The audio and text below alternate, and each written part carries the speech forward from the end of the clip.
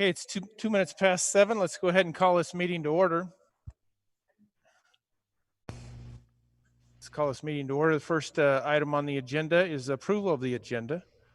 This is Jason Winbolt. I move we approve the agenda. Sharon Mitchell, second. Moved and second to approve the agenda. Candy, please collect a vote.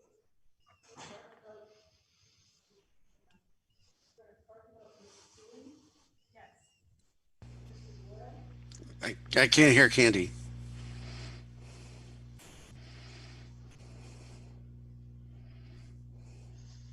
There we go. Can you hear now? Yes. Yeah. Okay. Mr. Boyle. Mr. Boyle. Yes. Mr. Hoffman. He's not in yet. Mr. Winbolt. Yes. Mr. Updike. Yes. Mrs. Mitchell. Yes. Mr. Anderson. Yes. Approved. Thank you. Please rise and join me in the Pledge of Allegiance. Pledge allegiance to the flag of the United States of America and to the republic for which it stands, one nation, under God, indivisible, with liberty and justice for all. Okay, thank you very much. Dr. Burke, recognitions. Yeah, I have a couple of recognitions. One is I wanted to recognize Brad Wilson. He's done an incredible amount of work on the reopening plan, and so have quite a few other administrators and some staff. So want to appreciate that. And then Misty Etchison, appreciate her with the communications. We did a lot of communications on the weekend, and so appreciate her working with us on that. Okay, very good. Any other recognitions?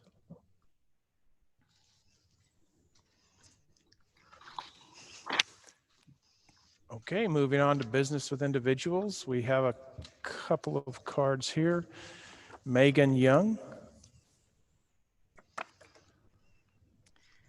You can come up to the podium.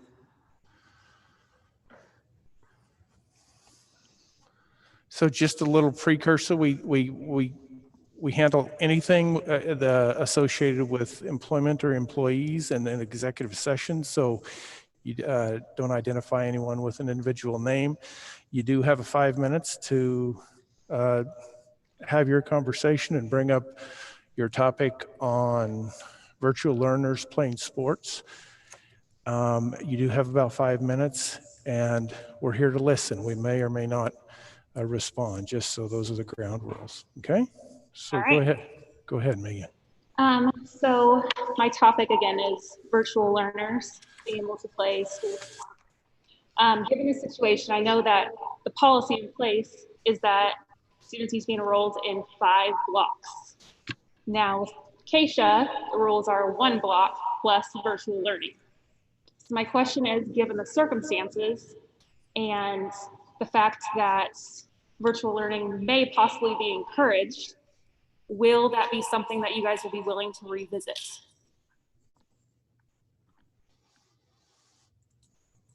So your concern is about virtual learners playing sports and the variance between our current policy and what the Keisha policy, right? We need to talk about that policy. We've had a lot of debate about why that policy is in place. I know we do have valid, rigorous reasons. Is any other comment on that from the board or Dr. Burke?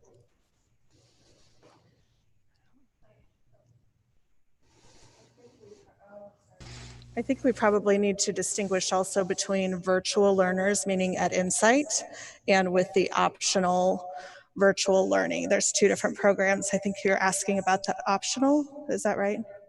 I mean, either one. Okay, because the policy in the past has been that we had 5. Is that right? Yes. And it did look like Keisha did overturn that with the current climate. So I'd be curious to hear and have discussion about it too. Well, Okay. we are, go ahead, Dr. I was going to say, Keisha has always had the situation where you could take one class and then you could do virtually 4 other classes.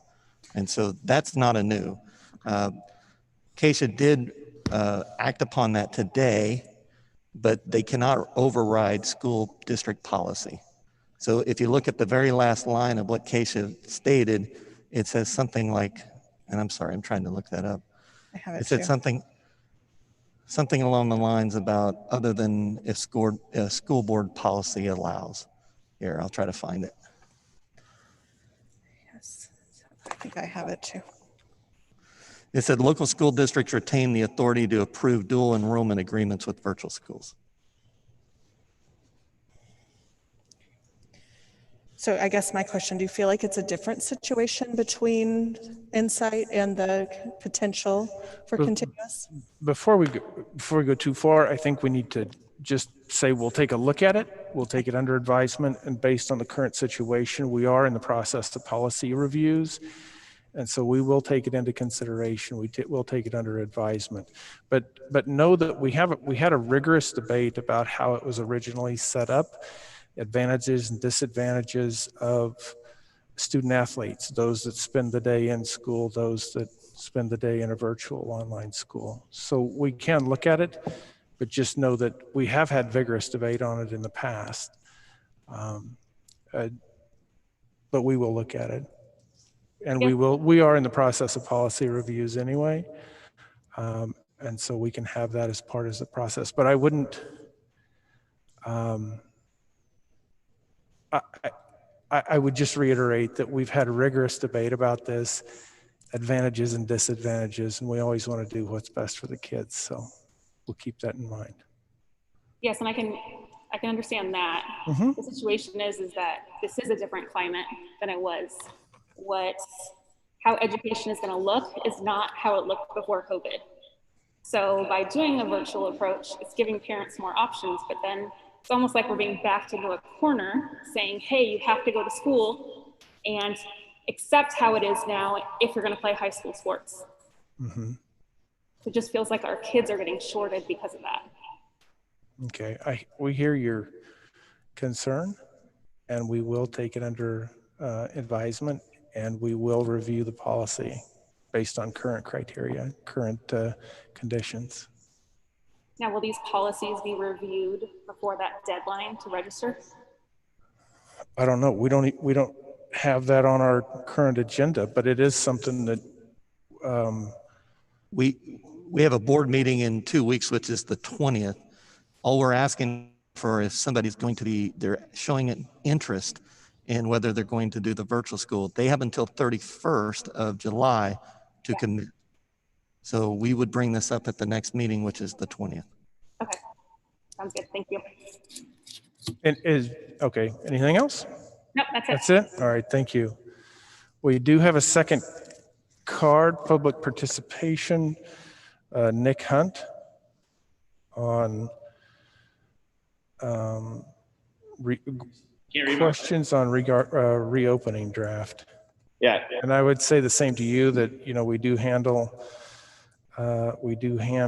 employee relations, employment in executive session under COMA rules.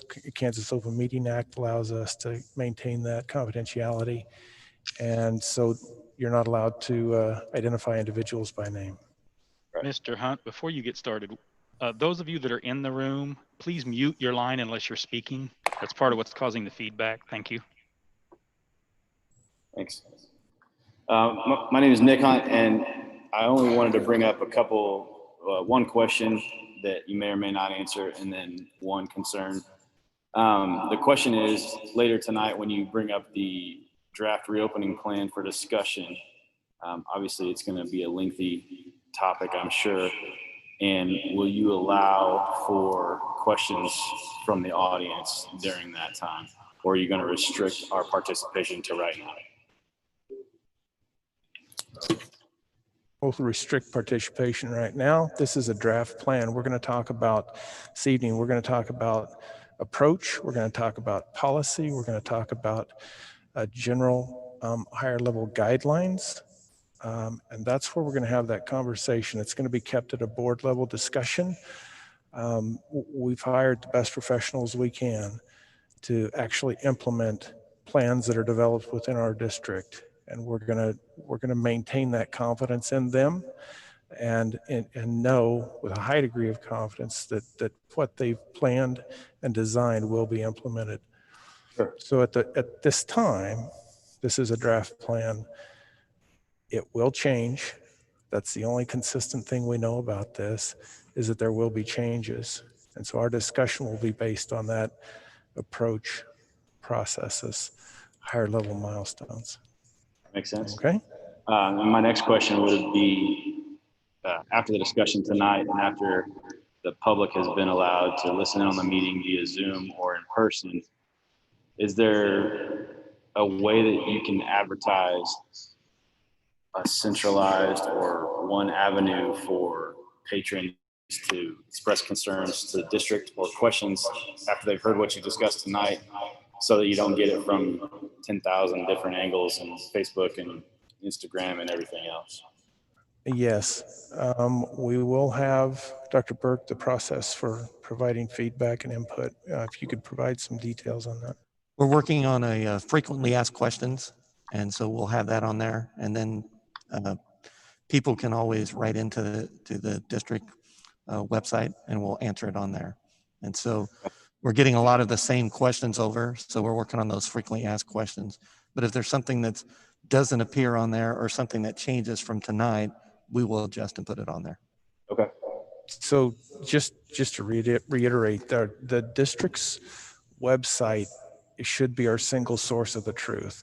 That's where the most current, the most accurate information will be housed for our district. So anyone that has questions about the reopening plan, frequently asked questions, provide feedback and input, that's the avenue that we need to take so that we capture everyone's input, number one, and that we provide consistent, fact-based responses to those so that we all know what the answers are. We may or may not like those answers, but the reality is we need to have that one single source of the truth, and that will be the USD230 website. Is that? Yeah, that's my purpose for speaking or asking the questions is mainly because I know we probably have a large online audience. And so the two things that you mentioned, this is a draft plan. It's likely to change before it's enacted. And there's an opportunity for people to reach out specifically to the district with questions and concerns. Post tonight's discussion, that was my main concern, is just making sure that that was public. So thank you very much. Yep, you're welcome. Thank you, Mr. Hunt.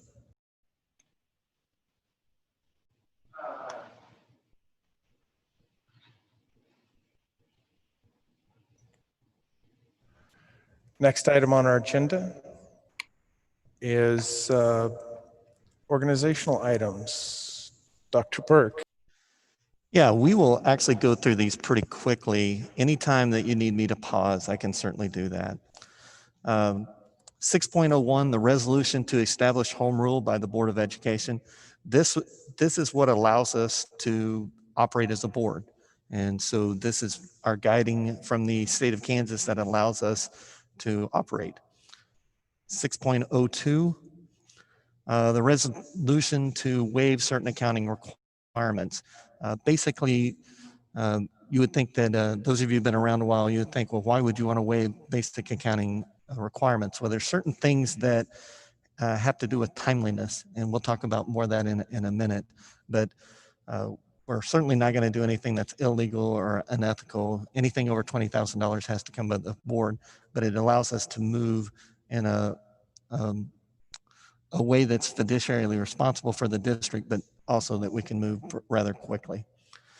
Rescinding policy 6.03, we will be talking to you about that tonight, and that there are some policies that change. And then 6.04, right after that, is the adoption of new policies. 6.05, approval of resolution for non-discrimination. This is something that the board put in a few years ago, and we're asking that the board continue to approve this resolution year after year about non-discrimination. 6.06 is the activity fund resolution. This allows our schools to have their activity funds, whether it's activities or sports. It allows everything to run through our school district and then be tax exempt. 6.07 is the treasurer, and the recommendation is that we retain Doug Swin as our current treasurer.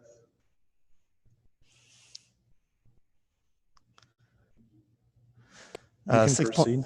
Yeah, I'm waiting on the 6.0, the deposit of school funds. Basically, we deposit any school funds that we have in Johnson or Miami County. The State Bank of Spring Hill has been maintaining our accounts for quite a few years now. Investment of idle funds. We ask that you allow me, Brad Wilson and Doug Swin, to be appointed to manage the investment programs in accordance to the provisions listed. And we use the State Bank of Spring Hill, the State of Kansas Municipal Investment Pool, Great Southern Bank, First Option Bank, and Tri-Century Bank can be authorized depositors. Designation of the Board of Education clerk. We ask that you continue with the employment of Candy Kramer. The next one below that is the assistant, the designation of the Deputy Board of Education clerk, and we ask that Katie Clare continue as our deputy clerk. 612 is the school lunch and breakfast program. Authorize J.C. Dalton to be empowered to work with any kind of agreements, whether it's through the state of Kansas or any federal programs pertaining to school lunch.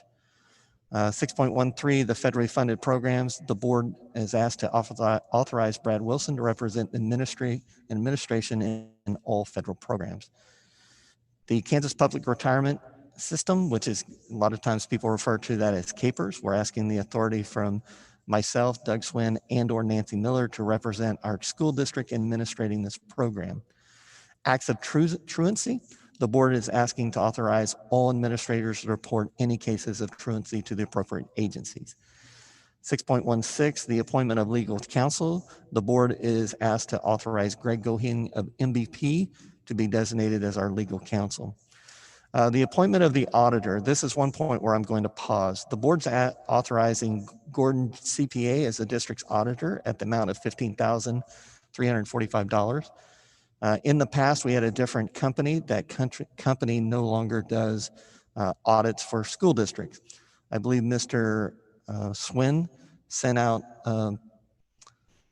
request for proposals to 4 different companies. 2 companies just outright said that they were not interested in doing it, and I'm not sure what about the 4th company.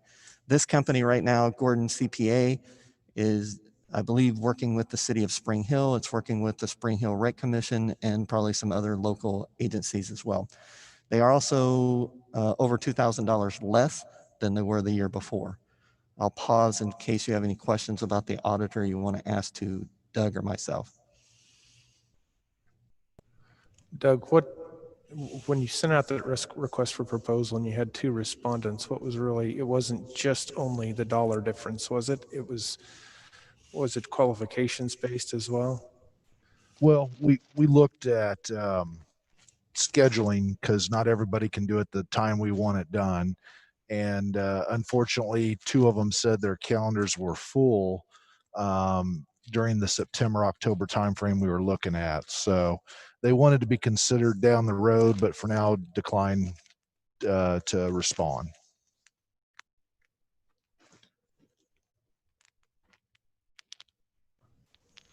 As far as qualifications, we haven't slipped in qualifications, right? No, same qualifications as before. Okay, thank you.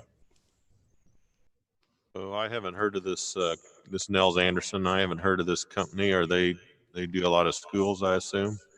Yeah, they've picked up several schools in our area.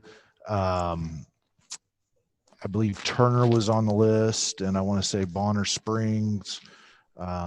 Like Dr. Burke mentioned, they're going to be auditing the city of Spring Hill as well as the Rec Commission. And it just so happens that Sean Gordon actually was on the auditing team when he worked for Meishauser, so he's very familiar with our district.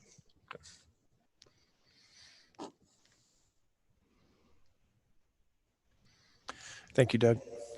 You can proceed. Okay.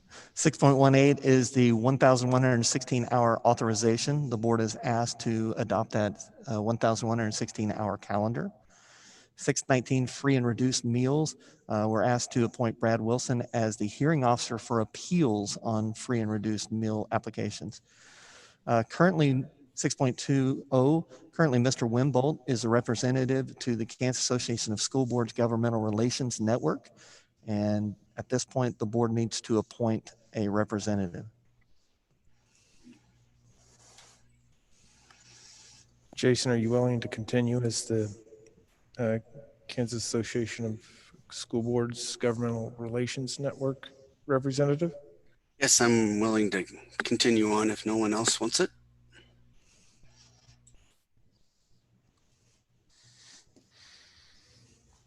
Okay, let's move forward with Jason in that role. Thank you. 6.21, Title IX and Section 504, Americans with Disabilities designation.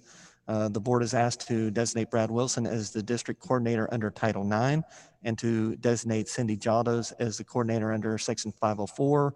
And in addition, we are asking Cindy Jaldos to be authorized to act on the district behalf in speaking full compliance with serving students with exceptionalities or disabilities. 6.22, destruction of old records.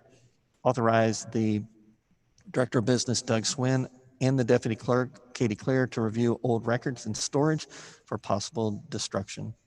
6.23, the Freedom of Information Officer and Custodian of Records.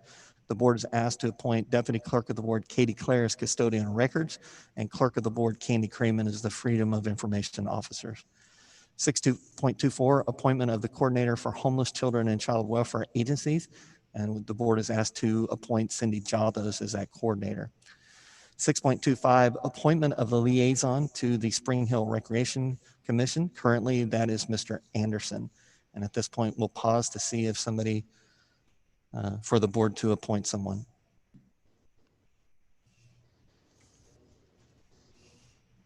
Nels, are you willing to continue? Yes, I guess. I haven't, I don't have any students at the rec anymore, and I haven't really done anything with that. So if somebody would be interested, that would be fantastic. Any other volunteers? I would definitely not want to do that. I hear you. I do not want to. Make sure you're not muted. You got 2 mutes. Okay, I do not want to because my husband's the chair of the rec commission. I would be willing to help. I've got multiple kids in sports and very active in that if you don't want to, Nels. Yeah, then I'm sure you do a more active job than I was. So good.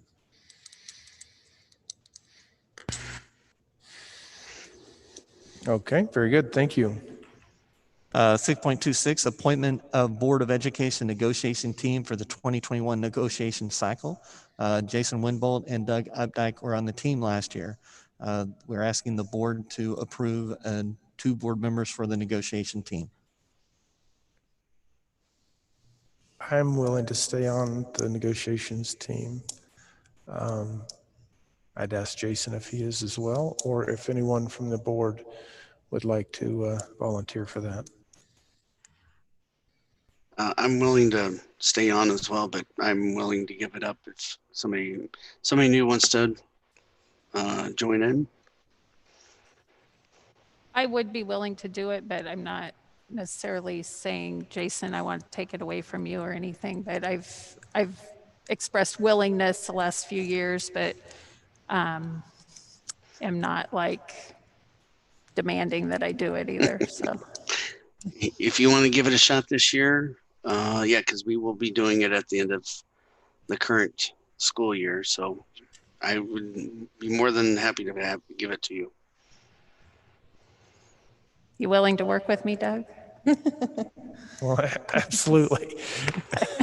Good answer. yeah, there we go.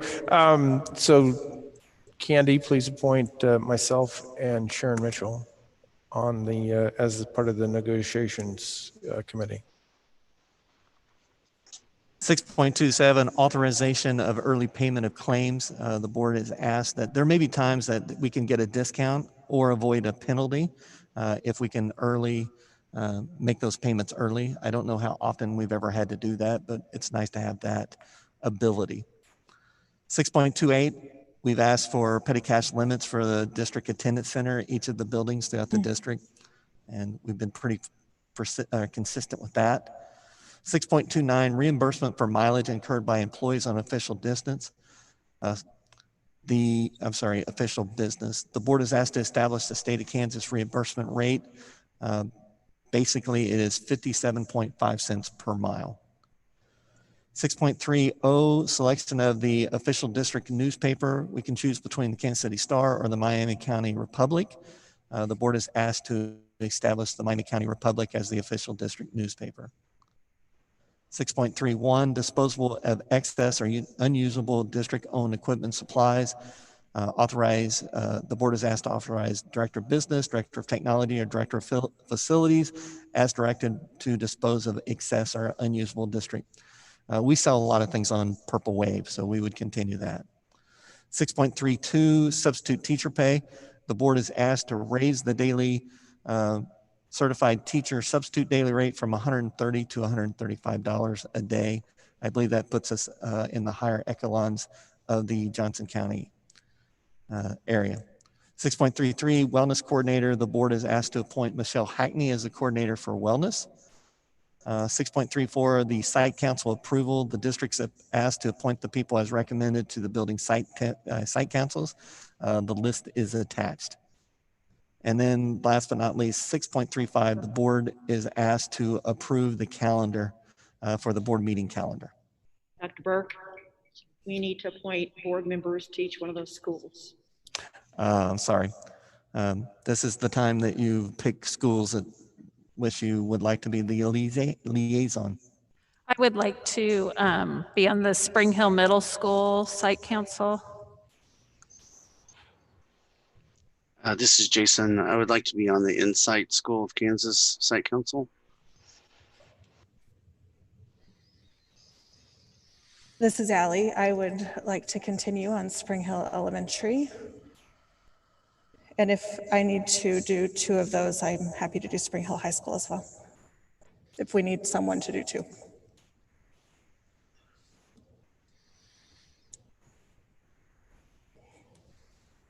Eric or Brent? You just put me on one. It doesn't matter to me. So I'll appoint you to Prairie Creek Elementary.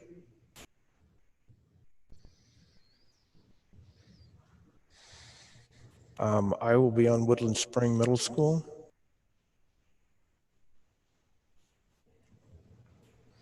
Nels and Brent. If one of them would want to do Spring Hill High School, I'm happy to do Timber Sage as well. I'm not picky at all. Nels, if you want the high school. Whoever has the meetings in the morning would be who I would go for. I think that's the high school. Okay, That is the high that? school. Yeah, why don't we do that? Do you want to take Spring Hill High School and I'll take Timber Sage? I can do that.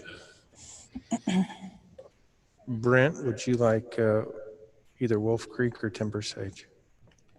I don't think he's on. Hasn't? So you said Timber Sage? I'll take Timber Sage. Yeah, Okay. and Timber she's- Sage. Yeah. Allie will be Timber Sage and Brent will be Wolf Creek by default. I will send out a reminder of that. Okay, very good. Any comments or discussion, questions about our organizational items for this evening? This sets us up for the whole school year. I do want to go way back, and I just had a question for Mr. Schwinn about the accounting rules. And could you give just a little more insight as to how we deviate from normal accounting rules? The waiving the accounting certain requirements, it allows us, it's a much simpler audit, which means we're going to save a lot more money. Otherwise, we've got to depreciate assets, track a whole bunch of more other stuff. most districts in the state of Kansas approve this waiver. The bigger ones still do depreciation and of assets, and it's a much more complicated audit, but this saves us a bunch of time and money. Does it introduce any additional risk to the district? No. Thank you. Any other questions? I do have a question. I'm sorry to go backwards for a second, but for site council, have we considered adding someone to the early childhood education center so that they have a voice, and or do they go with She's still? I know before when they were in one building, they just were all together, but now they're separated. In the past, they've gone with She's. We was going to kind of let them get established for a year, and then after that, we were going to have their own site council member. Okay. So we'll actually add 2 next year with Dayton Creek. Mm-hmm. True. Okay.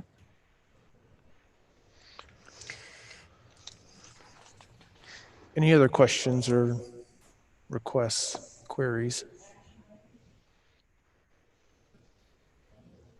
An action item.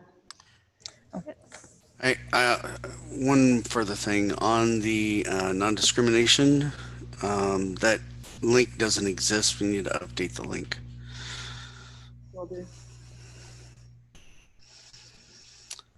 And with that, Mr. President, this is Jason Wimbold.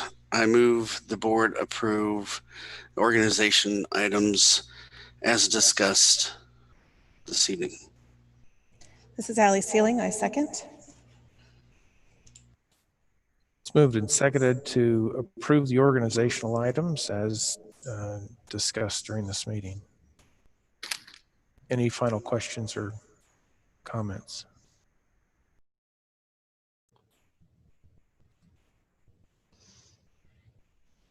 Candy, please collect the vote.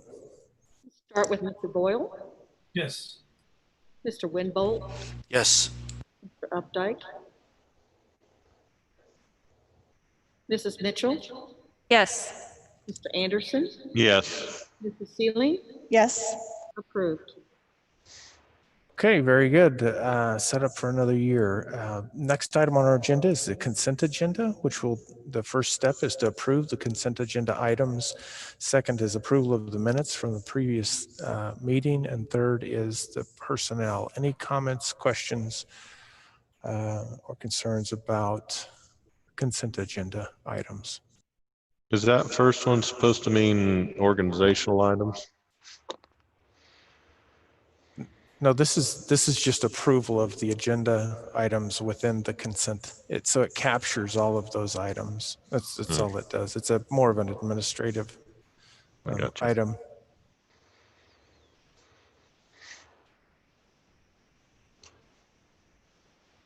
Mr. President, I move we approve the consent agenda.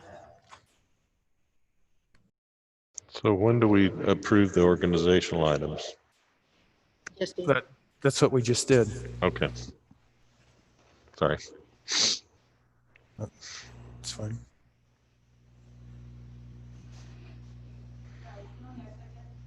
You second? It's moved and seconded to approve the consent agenda items. Any final questions or comments on the consent agenda?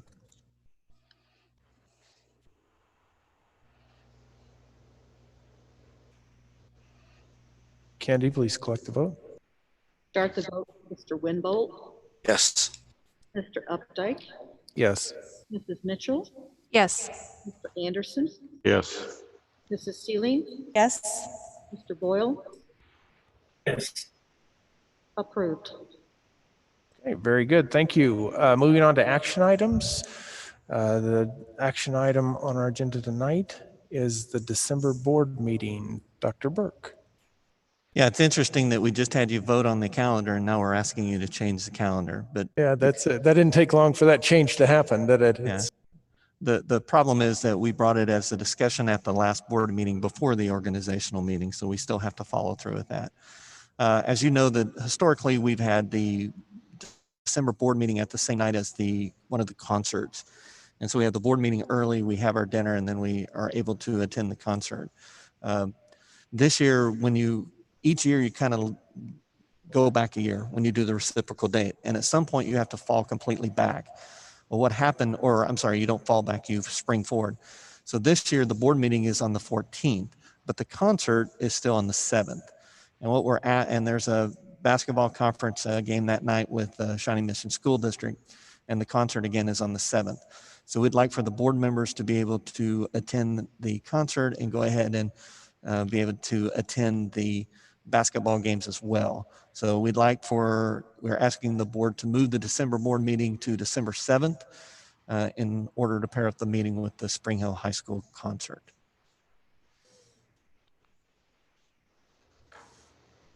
Any questions on this edit to the calendar?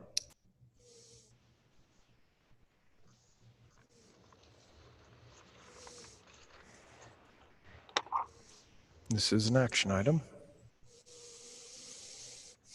Mr. President, I move that the board move the December board meeting to December 7th. That's it.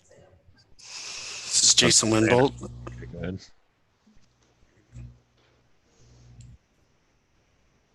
That was seconded by Jason. Yep. It's moved and seconded to approve the December board meeting as discussed. Any final questions or comments? Candy, please collect the vote. We'll start the vote with Mr. Updike, Yes. Mrs. Mitchell, Yes. Mr. Anderson, Yes. Mrs. Sealing, Yes. Mr. Boyle, Yes. Mr. Winbolt. Yes. Approved. Very good. Thank you. Moving on to discussion items. First discussion item this evening is graduation update. Dr. Burke. As of right now, we're still going to try to have an Insight graduation on July 18th and a high school graduation on July 25th.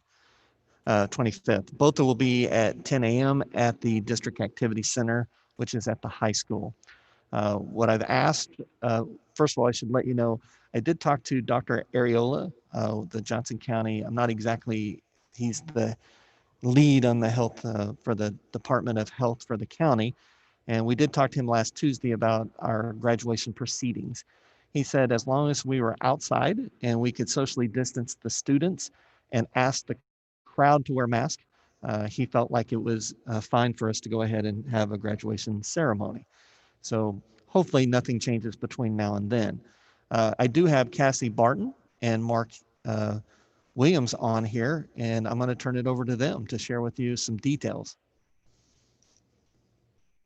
Cassie, do you want to go first? Sure. Can we have powers to share a little presentation we put together today? We have been spending a little time together planning for graduation ceremonies. Let's see here. Oh, I may not have. There we go. Here we go. Just to give you some details and some visuals, we've been working together very closely so that it's really same setup. We'll do it Saturday for Insight and turn around and do it the 25th for Spring Hill High School.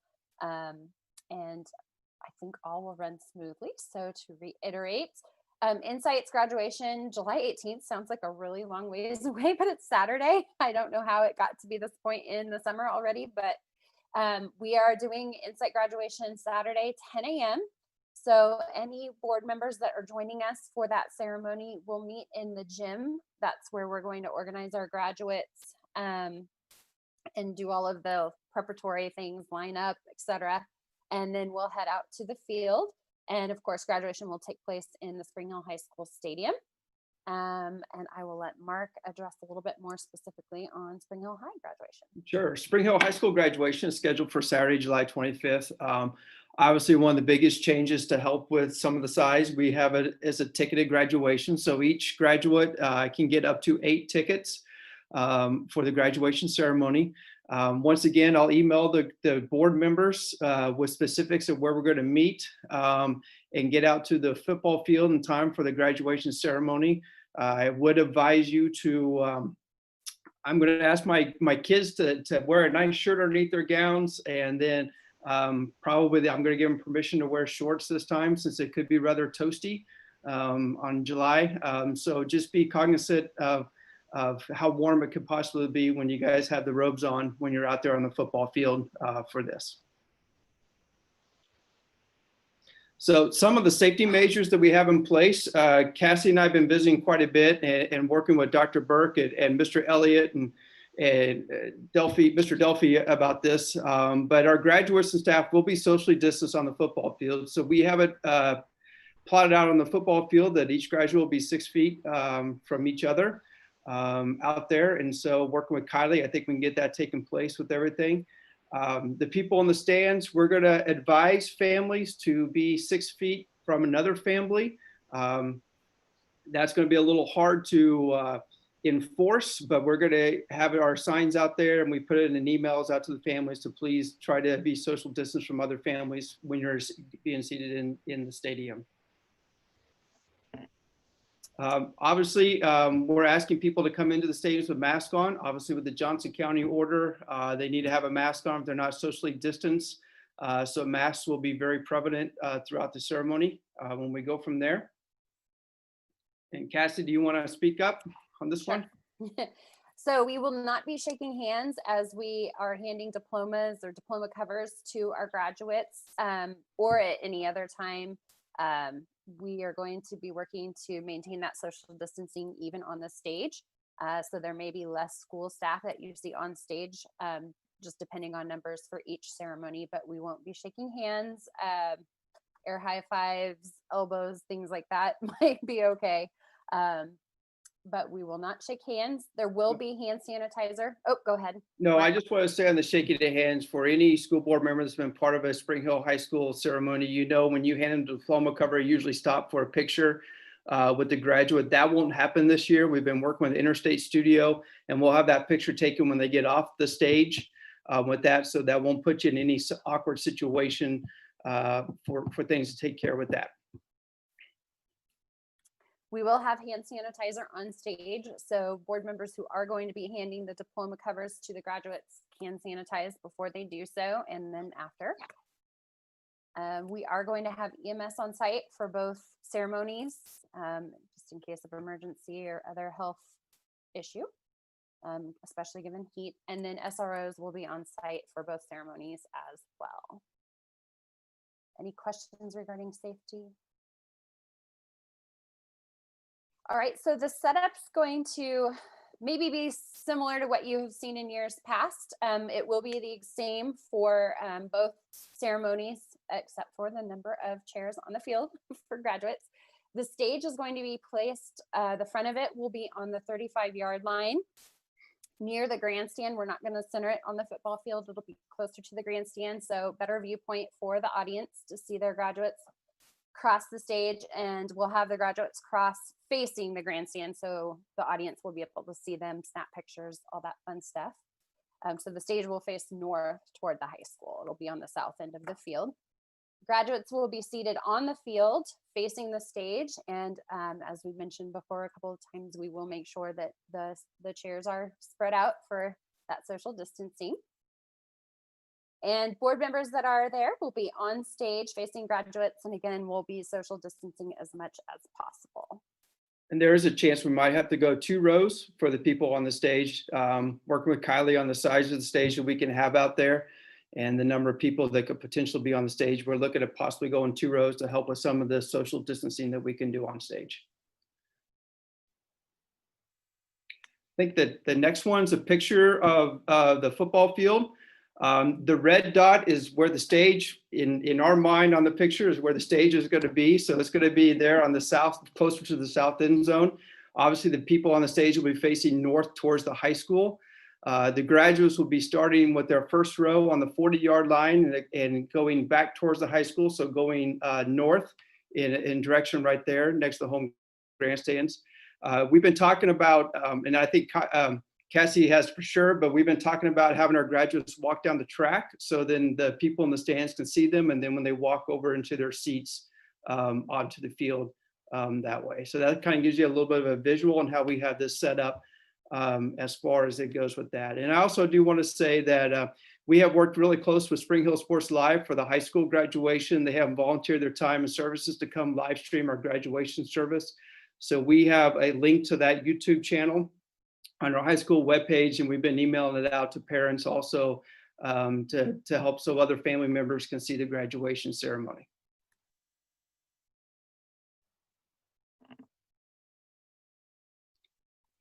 Are there any questions about graduation ceremonies coming up for Insight and Spring Hill High School? Hey, Mark, a couple of quick questions. First of all, you're not going to have the students wear masks, correct? We are not at this time, no, unless things change throughout now, and I don't even know where we got 13 days away or something like that. We feel like since we can keep them 6 feet apart on the field, we're within the guidelines of being socially distanced, that they don't need to wear masks.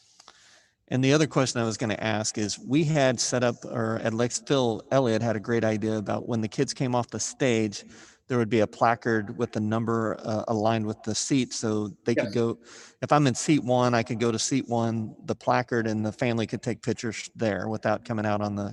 Yes, that's correct. So after they get off the stage and they have their picture taken by Interstate, wherever their seat coordinates with the number or their row coordinates with that number, they can go to that number, and we'll let family members be there to take their picture and then go off. And the way we have it designed, or Mr. Elliott made the recommendation, we won't have large gatherings at certain spots. So we'll have it spaced off enough that people can take a picture and go back up to the stands. Who do we let know if we're going to go to graduation or not? Can let me know about insights here. I'll be there. For you all. Okay. Yeah, I will be there. Mr. Wimble, you should expect, the board members should expect an email from me tomorrow. And then that's asking what board members will be at graduation. I'll give details also too. Yeah, okay, thank you. If you could communicate with Candy and the principals, that would be great. I'm sorry, not Candy, Katie and the principals, that would be great. So I just wanted to say, I know this has been an incredible amount of work for both you and Cassie and Mark. And I think it's very important. It's like a rite of passage, and I'm very thankful to both of you for all that you've done. So thank you. Hey, Mark and Cassie, I'd remind you that this school year we had a interesting or a little bit different board as we went through elections in November. And so we actually have 9 or 8 board members throughout the school year of 1920. And when, as a board, we had a discussion about inviting all 8 board members to participate. They have the option to participate. So I don't know if that changes the number of seats that you may or may not need on the stage. But it was a board discussion we had. There were 8 for the school year, and we came to the conclusion we would invite all 8. So it's just a reminder of that because this is that want to make sure that we've planned appropriately. So Mr. Updike, let me understand, there could be potentially 9 seats for board members on the stage. Is that correct? No, 8. 8? Okay. Yeah, I misspoke, but 8 would be the maximum. Okay. So just send a distribution list to all board members for the school year 2019-2020. Okay, sounds good. Perfect. Thank you. One question I have, do you have an idea, Mr. Williams, of how long the graduation ceremony will take? Well, obviously we're not gonna have the band. We won't have the madrigals there, so we will make sure that will cut back a little bit on some of the presentation. Obviously, we have some speakers coming up. We're working at paces so we're done in an hour, is my hope. But obviously, you never know, unforeseen circumstances or something like that can take a little bit longer than planned. Gotcha. Okay, I thanks. also know that the walk-in for the graduation is going to take a lot longer than it did in the gym. So I'm trying to put in time for that also too. Yeah, I guess I just need to know if I need to wear a hat or not. That might be a good idea because my little bald spot just started burning and just a little bit out there. So it might be a good idea. Sunscreen for sure. Yeah, Cassie, this is Doug Updike. You can count on me to be there on Saturday. Great, thank you.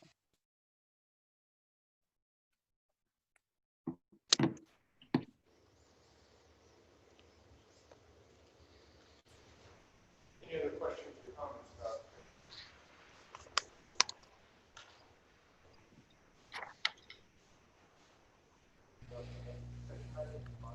You're on mute, Doug. How about now?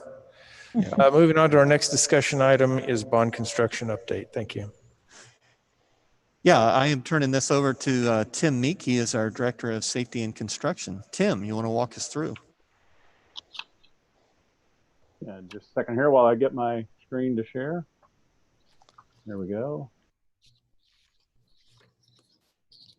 All right. Hope you guys can all see my screen now. Let's see. Oh, as soon as I hit the share button. There we go. This should be pretty quick and all, not a lot of changes. Bond 2016, there's really no changes to that right now. That's still the same amount, $2,680,000 in contingency there. Most of that's going to be taken up for land purchases, if you remember from our other discussions. So moving on to 2018 bond. No changes to the budget summary this month. Next month, we will be hitting the COVID stuff that we spent in earlier on when we were doing all the health screenings and stuff at the job sites. But we've since quit that and gone to some additional social distancing and mask and all of the things that we're required to do now on site. So. Educational Support Center construction began summer 2019. The official scheduled opening was the fall of 2020. We're still going to meet that fall of 2020. We had done some things to move that up. We actually were hoping to be in there before school started. We've had some corrective work that's had to be done on the east side of it. Contractor and removing some panels. Scratched them up and beyond ability to repair them, and they've had to reorder those, and we can't finish sheetrock and do some carpeting and all of that in some of those areas until we get that done. So that's pushed us back, and we're looking more towards October, hopefully, to be in the building where we're pushing right now. So challenges and successes. Altmar, building specialties and carpentry, they're still doing a great job. They've got almost every door. They've done some temporary stuff for us. Schweitzer painting, they've done a phenomenal job on all the areas that they can finish right now. It looks great in those areas. JR and Company, that's the contractor who is doing the metal building part of it, and we've had some challenges there, but they have taken full responsibility for it, and no financial burden is being placed on the school district. There's some costs quite a few costs that they've agreed to, even up to moving costs if we need them to do it instead of our district staff like we were planning on doing. But with it going on when school started, we probably won't have that staff to do it. So they've agreed to financial cost of that. So safety report, accidents, 0 accidents, 0 lost time accidents, and that's been for 252 days as of 7/2/2020. Couple of pictures there. There's the mechanical yard screening and process. Actually, they were putting all the panels up today on it. The warehouse painted, and we actually have the furniture that we had delivered, and it's sitting there ready to be put out in the building just as soon as we get all the spaces furnished or finished for it. So it's on site, that same warehouse right now. We're using it to hold door frames for the new district admin center, as well as light fixtures and some other things that had a worrisome lead time for the district admin, and so we got them in early, and they're there. So Dayton Creek Elementary School construction began the fall of 2019, scheduled opening fall of 2021. Everything's still on great shape to meet all those milestones. Those next milestones to happen is continue on brick. If you drove down the highway now, you look over there and you see the gym area, and the brick is the 100% complete on the gym area, basically. And so you can see what the building, it's the same colors we've used in all the other elementary schools, just changed them around just slightly to do it. Roofing on the gym's complete. We're beginning roofing on the center section of the building right now. And continuing with the steel, and the masons are going to start around on the classroom wings right now to get that going, as well as all the electrical and mechanical, and everybody's starting on the inside of the building. Challenge successes for that building: 5-Star Masonry has done a phenomenal job on getting the masonry done. Doherty Steel, great company to work with. A little bit of a challenge has been with the perimeter utilities and coordination with the contractor who was working for the city and the developer, and just making sure everything's 100% coordinated. It seems like no matter how many meetings we have and discuss it, there's always something that rears its head up, but we've been able to work through all of those so far. Again, 0 accidents, 0 lost time accidents for 157 days there. This is pictures of the first roof, the first pod, which most time it's kindergarten pod. You can see the metal deckings on that one. Actually, it's on the second one, and they began on the third one as well. These were taken back on the 6th. The gym brick installation on 7/6 as well. The scaffolding is down from most of this area already, so they're down. And so. Middle school number 3, originally scheduled to open the fall of 2022. We're still working on site acquisition for that. So good news on site acquisition, or on that, is that visiting with our J. Dunn folks, the market doesn't seem to have taken any big hit or anything like that as far as rising cost or anything. They had a bid in Warrensburg last week that came in under budget, so things seem to be going right where they expect at this point. So they're looking into that, though, as we speak, and looking at all aspects of it. So other construction projects: Spring Hill District Admin Center, schedule is still the same, winter of 2020, scheduled opening spring of 2021. Next milestones is to finish the structural stud framing on the exterior, which is pretty much done. And you'll see the pretty green board going up on the whole exterior. It's pretty well done. This next week, the masons will show up and beginning putting the brick on the exterior on the lower level there, the lower part which is going to be the boardroom. Roofing began on Friday over the top of the boardroom, and we'll move on over to the main 2-story building at the end of this week, early next week. Challenge and successes: the structural stud contractor, Hart Interiors, doing a phenomenal job at getting that all done and ready, and staying ahead of the everybody so we can get the masons in. Bart's Electric, they've done a good job of keeping ahead of everybody as well, and so has our concrete Lithco. They actually pulled a few days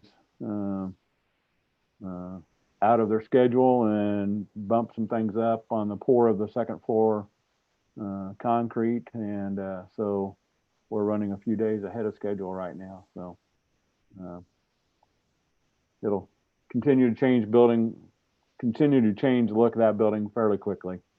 Safety report there: 0 accidents, 0 lost time. And there's a couple pictures here, just a view from the west side. Again, today it looks totally different. Everything is totally green on that. And then view from 199th Street. And again, that'll be the first part where you'll start to see the masonry go up. So,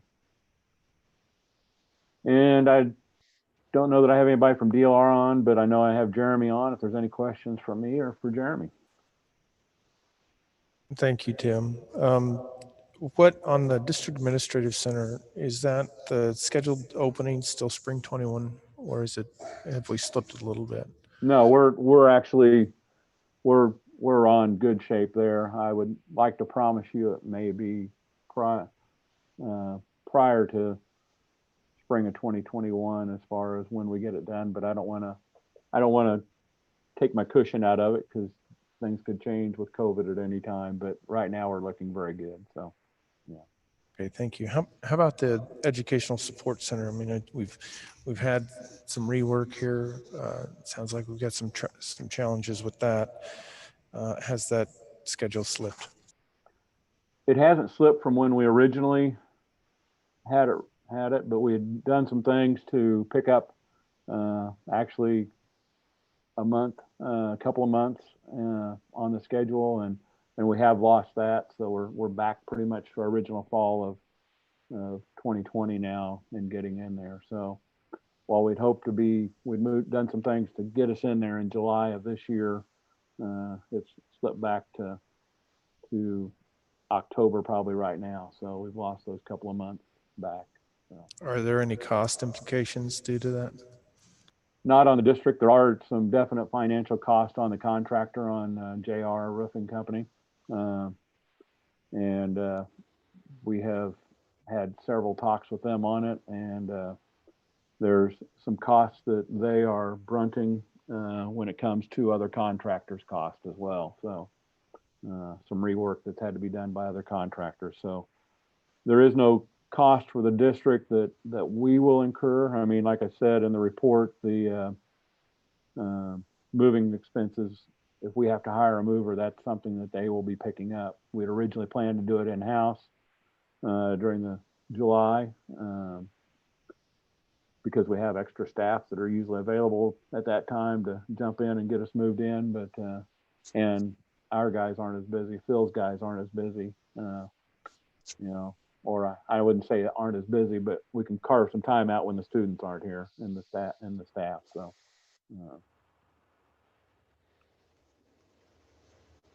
Okay, thank you. And any other questions for Tim on bond construction projects? I don't know if it's worthwhile to consider. Have we thought about putting any kind of protections in place? For example, at the new board office, like maybe some sort of plexi partitions between board members, or I don't know. It just occurred to me, it doesn't seem like this thing is going away anytime soon. I think that's something we'll probably look at as we get it in and get up. I mean, I'm not sure. Most of them, I think we would want it to be temporary so that it could come down if we get through this. So just for looks and aesthetics, but definitely something we can look at as we get a little further on into it, and that starts to ride before you guys take your place. I think to be safe, you probably still, in order not to have a huge screen between you guys, to where you have to slide in on both sides and everything. We'll have to see where social distancing is at that point. So. Well, I'm not thinking so much for me. I mean, my time on this board is pretty limited, but if there's, viruses change, and if this becomes something that is the future normal, I just thought maybe it would make sense to see if there's a way to aesthetically do it now rather than try to re-engineer something. I don't know. I don't want to make more work for you guys. It was just something. Sometimes planning ahead means less work. That's a good thought, Eric, and we'll definitely talk to the DLR about it with their design team. If there's something they think they can incorporate in it that would make sense. You know, again, I would like to see something that's doesn't have to be there permanently. That could be removable if we get to a point where we can remove it. But you know, maybe you don't want to set that close to your next door maybe board member. I don't know. I'm just kidding. But no, I think that's a good idea. Appreciate that suggestion. Thank you, Eric. Any other questions or comments for Tim?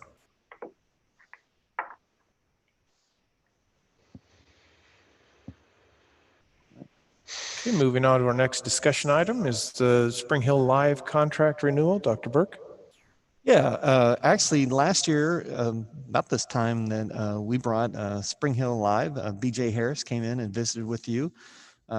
We feel like it's been a great year. Mark, you want to share some thoughts and input about that? Sure. I just want to say this, that we've been very fortunate to have Spring Hill Sports Live work with us throughout the year. BJ, Bryce, and Caden have been wonderful partners. I think they've done a great job broadcasting our games. I've had the opportunity to watch some of them when I had a Friday night off, and I actually stayed at home and then watched the game on TV.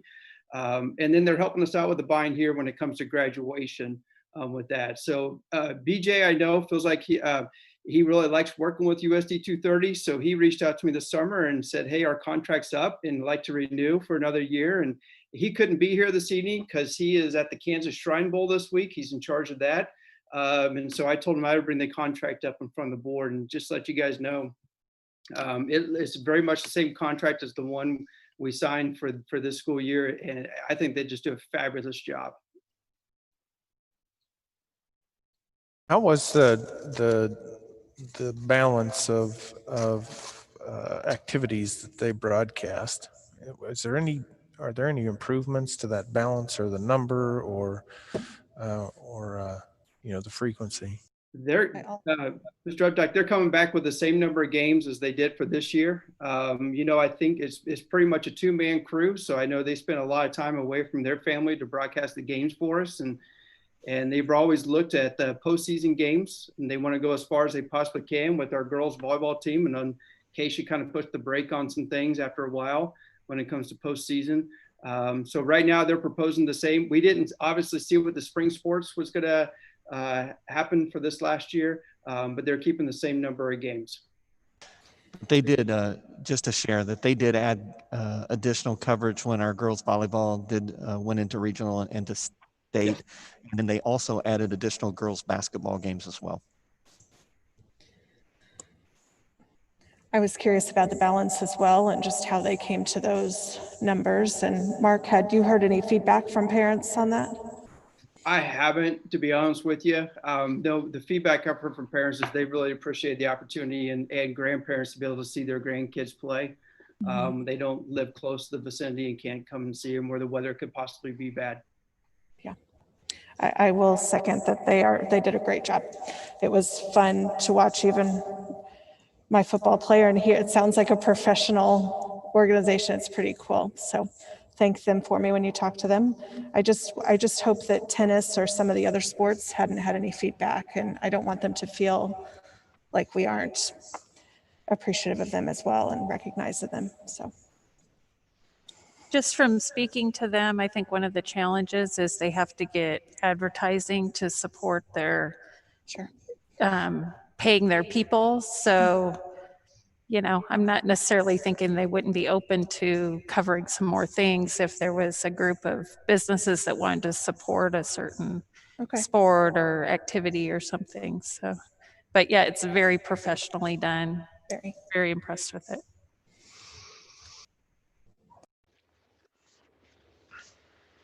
I think a real important thing here is that they've stepped up and they're willing to broadcast graduation for us. I think that's a real important thing that we'd be able to offer. So it's a good thing. Any other questions about the Spring Hill Live contract renewal, Spring Hill Sports Live contract renewal?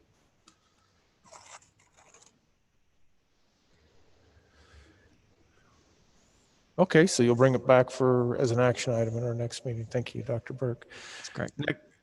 Next discussion item is the Spring Hill USD 230 reopening, the draft reopening plan. Dr. Burke. Yeah, I'm going to turn this over to Brad Wilson here in a second. This is something that it actually started quite a while back with the end of the school year. We were having, I believe, 5 different committees. We were getting input for that committee, and that kind of laid the groundwork from that. Then we followed up with some surveys. And again, one of the things that we keep putting in here is this is a draft. And so we realized that there are some things that needed to be fixed and some things that needed to be added or changed or deleted. And so I believe this is draft number 4, and we figure that it's going to go through many alterations before we get to the final draft. So, Mr. Wilson. Mr. Wilson, just before you get us started, I'd ask that that we're very clear process that you walk through in order to develop this framework, the objectives you had for that as you walk through that process, and then those higher level, the framework, the components of the framework, I think is what's absolutely critical for the board to review and the board to have input on. And so I think what Dr. Burke just said is, inevitably this is most likely going to change. At this point, the specific details of the guidance are in there. It appears, based on my review, that you've used some highly reputable, highly important guidance from national and global organizations. So if you could make sure we understand or have clarity around the process, the objectives, and then the framework that you've got.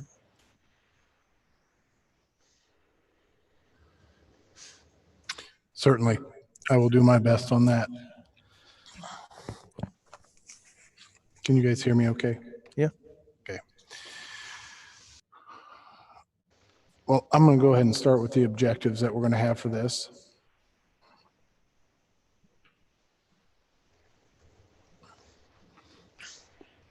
So we are going to talk, Mr. Updike, about the objectives that we have for this process, or excuse me, the process that we went through for developing the plan. We're going to hit at a very high level some of the safety guideline areas that we used in the development of the plan. We will give a few examples. We're going to look at what other scenarios did we feel like we had to be prepared for. And then we're going to provide information about the optional remote learning, which I think there'll be some interest in. And then obviously, if the board has questions, we'll be happy to answer those. So about the only thing you can guarantee if you create a 50+ page document is there will be something in that document that everybody can find something that they disagree with. It's obviously a very personal issue as it deals with people's children's, which is not unusual for us to deal with. So in the development process, we had meetings with KSDE, Johnson County districts. Superintendents weekly were together discussing these issues. Johnson County Health Department with the emergency management system had weekly meetings. They've now gone to every other week. And like Dr. Burke talked about, the district committees. We did a survey to parents and staff regarding the reopening. We'll hit a little bit of that, but we had crazy participation in those, more than we've ever had in any survey we've done. Typically, you're happy with 30%. We're probably closer to 90%. Obviously, we have guidance from KSDE, 1,000-page document. The last 100 or so pages really helped us in this learning and school operations. It was reviewed by select teachers and administrators who were able to give feedback in a collaborative way on a Google Doc. It has now had a chance to be reviewed by Board of Education. You guys are obviously going to be able to provide feedback to us. It has now been put out to all teachers and staff. We have seen feedback from some, and we've seen feedback from the stakeholders who have access to the document as well. And again, we talked about making a forum, a place for all parents and community members to give feedback to it. So we talked a little bit about that parent and staff survey. We had 2,910 of our students represented through the a little over 1,600 parents who completed surveys. There may be duplicates in there, but if that's the return we got, that's amazing return. 73% said they would prefer to return to school in a full-time in-person capacity. We had about 13% said if the school would provide some remote learning, they would like to take advantage of that and not come to school. 37% report feeling safer if students wear masks, and 44% reported feeling safer if staff wears masks.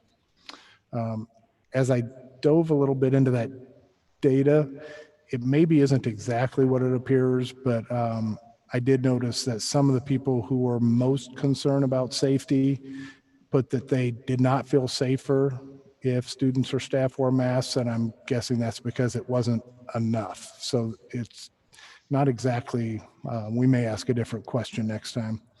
64%, we asked for several things that they thought would make them feel better. 64% said limiting parent and volunteers in the schools would make them feel better. The staff survey represented 419 staff members.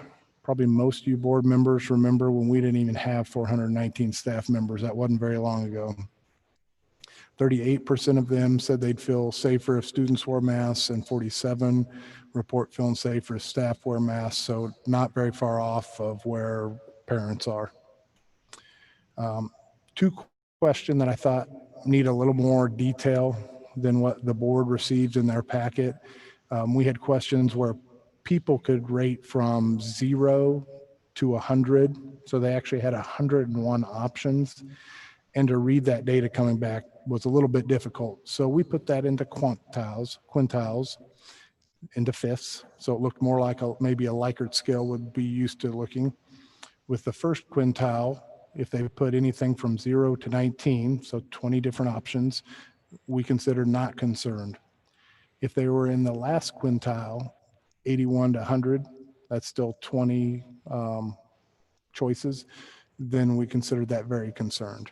And so you can see the percentages there, fairly evenly distributed, with the middle quintile obviously being weighted a little heavier, but that is about as even as you could get across the board, which reinforces that idea that you're not going to make everybody happy. In fact, I'll be surprised if we make anybody happy. When we go to staff, they were not as concerned as parents if in-person instruction was allowed. And so you can see that data there. Hopefully it's a little easier to read than what the packets you got. Do you guys have questions on the data, the surveys? All right, I'm going to go very general. Some of the guidelines we're looking at, stuff you guys are used to anyway, the public's used to, and that's social distancing when possible. That seems like the easiest thing to do, but the reality of it is, because of the space in classrooms and common space and those types of things, sometimes that can get very difficult. So even if we can't reach the 6 foot, we will still try to do the best we can to separate kids more than clumping together. Masks will be worn by staff and students. The only reason when appropriate is in there. You'll notice there's several different levels when we talk about the recommendations or considerations. These are general safety guidelines. They're general guidelines for instruction. Each of these guidelines is going to have to be implemented by one of our or many of our professionals in the buildings around the district, and we can't dictate every single decision they're going to have to make. So we have pie-shaped classrooms. We have rectangle and square-shaped classrooms. I can't tell every teacher where to put every desk in their classroom, but we can give general guidelines and then trust them to do it. And then obviously monitor, get around the district, be in those classrooms, which we would do anyway. So the reason I talk about masks, when appropriate. There are going to be situations where, for the health and safety of students, or maybe even an adult, that there may be times where they are not best suited to wear a mask. There may be instructional practices where, let's say, a kindergarten learning to say their letters and say their sounds, and we put face shields between the teacher and the child so they can still see the mouth movements, like a speech language pathologist would, but not necessarily wear the cloth masks that we're typically thinking of wearing. And those are going to be made by case-by-case basis.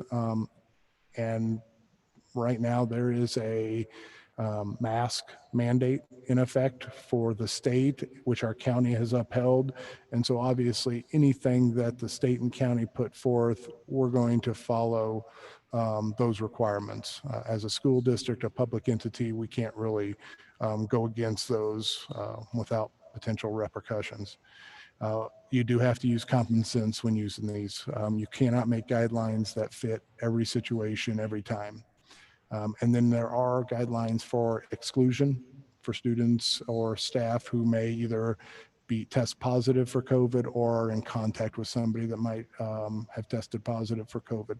And those are in the appendix of the document. Thanks, Phil. We have some classroom guidelines. I gave a few examples, but generally we went from overall safety guidelines to giving some guidelines of in classrooms. Things like remove the extraneous furniture. Sometimes for comfort, we have some flexible seating, or we have bean bags or couches or those types of things. Some of those niceties are going to have to be removed so that we can really do the safest environment possible.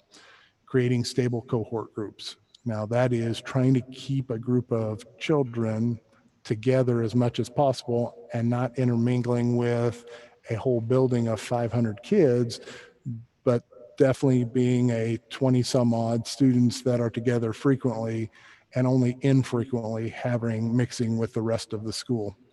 That obviously reduces exposure to kids, but it also makes contact tracing much easier. We're going to limit sharing materials, limit classroom visitors. We're going to go away with attendance awards. That a sense of pride in the past, and we love it when kids are here.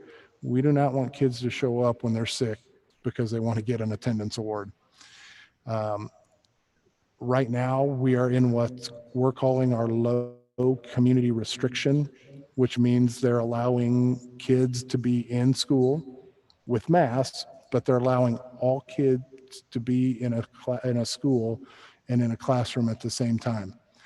We did have contingencies in there that are not currently going to be in effect, but if we have a moderate or high community restrictions, those are things that will go into effect at that time. Again, we can't make a plan for every possible contingency that could pop up, but we figured we could do 3 big general ones so people could get an idea of the types of things that we would do in those situations.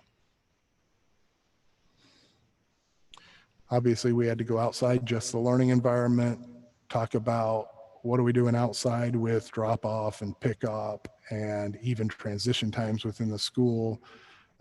Under a different situation, we might have hybrid learning environments, which is, we don't know exactly the decisions on what that would look like, but it could look like a student goes to school on Monday, Tuesday, and Wednesday, and then is home Thursday and Friday doing online learning, while the other half of the school is in school on Thursday and Friday of that week and did online learning Monday, Tuesday, and Wednesday. The following week, Wednesday would swap so that the Thursday, Friday group would be going on Wednesday as well. Things like that, that we know are options that could happen. And you can see some of the other options that are there. We had to think of extracurricular activities. Many of those activities, not all of them, but many of them are highest risk activities. When you talk about, well, somebody mentioned my favorite sport, wrestling. I'm not sure how you do wrestling without intimate contact. So some of those are just super high risk activities. We don't know what kind of requirements, but as of now, we're anticipating having a lot of those activities, but we're going to put as many precautions in place as possible for those. Transportation on a bus is difficult for social distancing, so we've taken other mitigative practices such as making sure kids have masks on and those types of things. Nutrition services is another difficult time where you can't really wear a face mask and eat very well, so we have to do some other things to help socially distance and do those. And then there's a section for outdoor.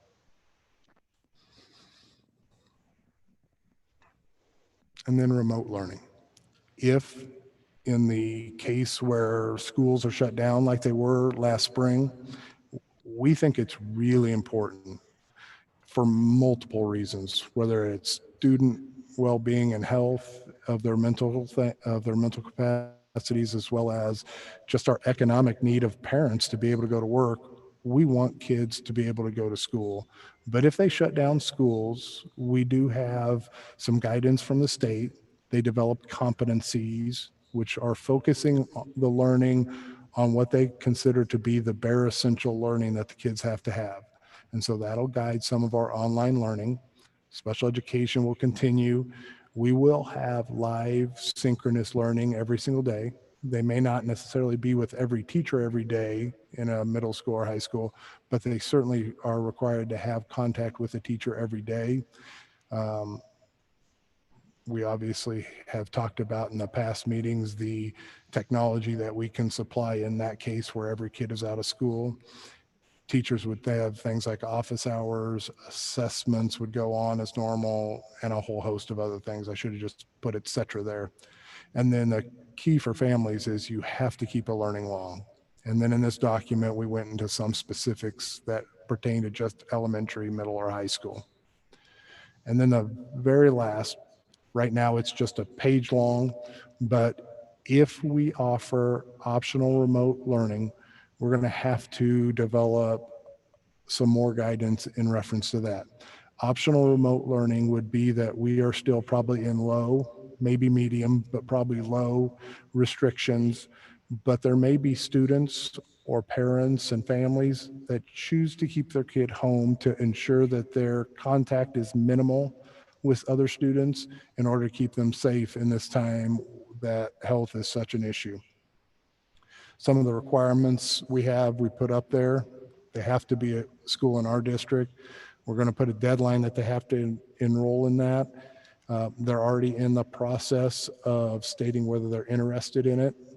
And again, a lot like the remote learning, they're going to have to do some things as well. And there are going to be requirements for our teachers. But in order to staff that, we have to know by July 30th that families are committing to that. And if they do that, they're going to commit to that whole first semester. There'll be a deadline during first semester that they would commit for second semester as well. Right now, and again, it's a hot button, but the decision was made to not have activities or athletics for those students, since the idea of that is it's not being offered as a goodie, as an add-on or extra. It's offered as a safety measure for students to be as safe as possible and separated from other students who could possibly create an infection. In that remote learning, it's not going to be the full smorgasbord of learning that we have in our buildings. It is going to be core subjects and required learning, even probably less than if we had everybody out. And that's based on our ability to deliver that quality learning in that modality. And you guys know that's not necessarily what we're built for. It's an adaptation we're going to have to make for kids to keep them safe. And then we can only provide that if enough people choose to do that, that the enrollment, and we can provide staffing for that. That's the 56, I think, page document at this point in a nutshell.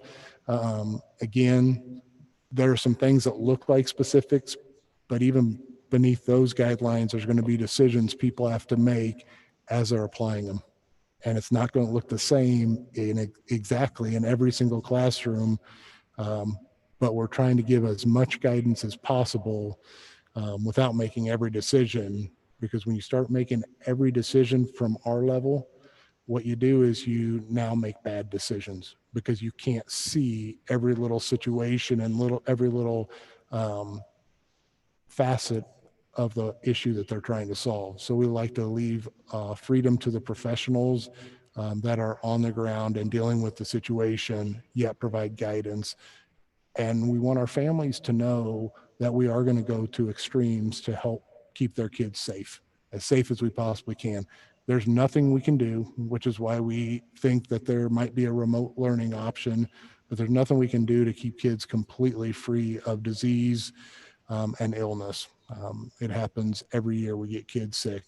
And there's a possibility if we get kids sick, just like in cases in the past where flu or chickenpox overwhelms a building, that they will shut down a building or possibly even a county if we have too many cases. We're hoping to take every measure possible to keep that from happening. So I know we can't write a plan that makes 7 board members are in agreement on. I certainly can't make a plan that 3,000 children's families are in support of either, but we're just trying to do the best we can to keep kiddos safe. So I'll stand for any questions or comments on that.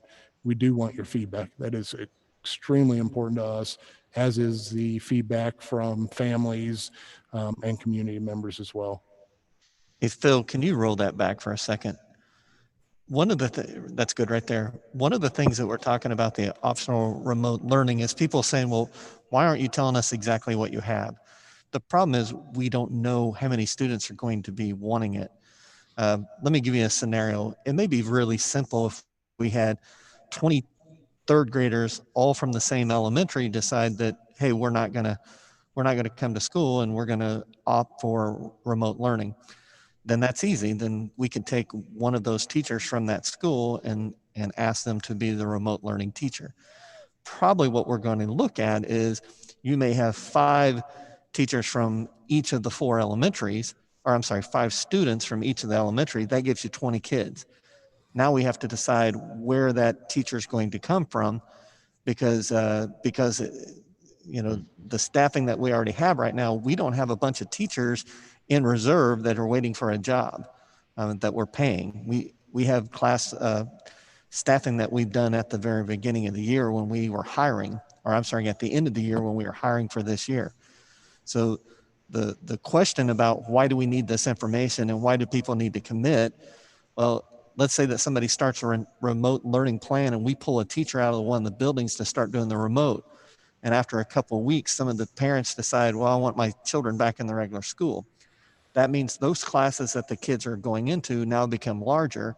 And then we have a teacher that was supposed to be teaching a full schedule, still has a few kids on their schedule. So it's one of those things that it would be nice if we have flat, even round numbers and that all came from the same buildings. But even with our data that we've gotten so far, it's showing that there's it's consistent in its inconsistency from across the state, or I'm sorry, across the district, so that we have different age levels and different schools and different grades that people are interested in this. So that's why we need some kind of idea so that we can set up the plan, and then we ask for a commitment later.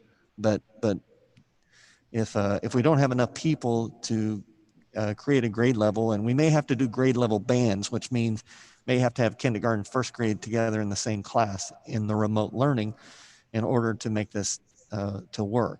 So that's why we need that information. If we don't have enough people to do it, then we won't. But remember, our original goal has always been to have school, if at all possible. And that's what we exist for. And we have virtual schools that exist for something different. Right now, we're just trying to offer optional remote learning because this is something that the state says that we need to do, and it's something that we feel like we should offer to our parents.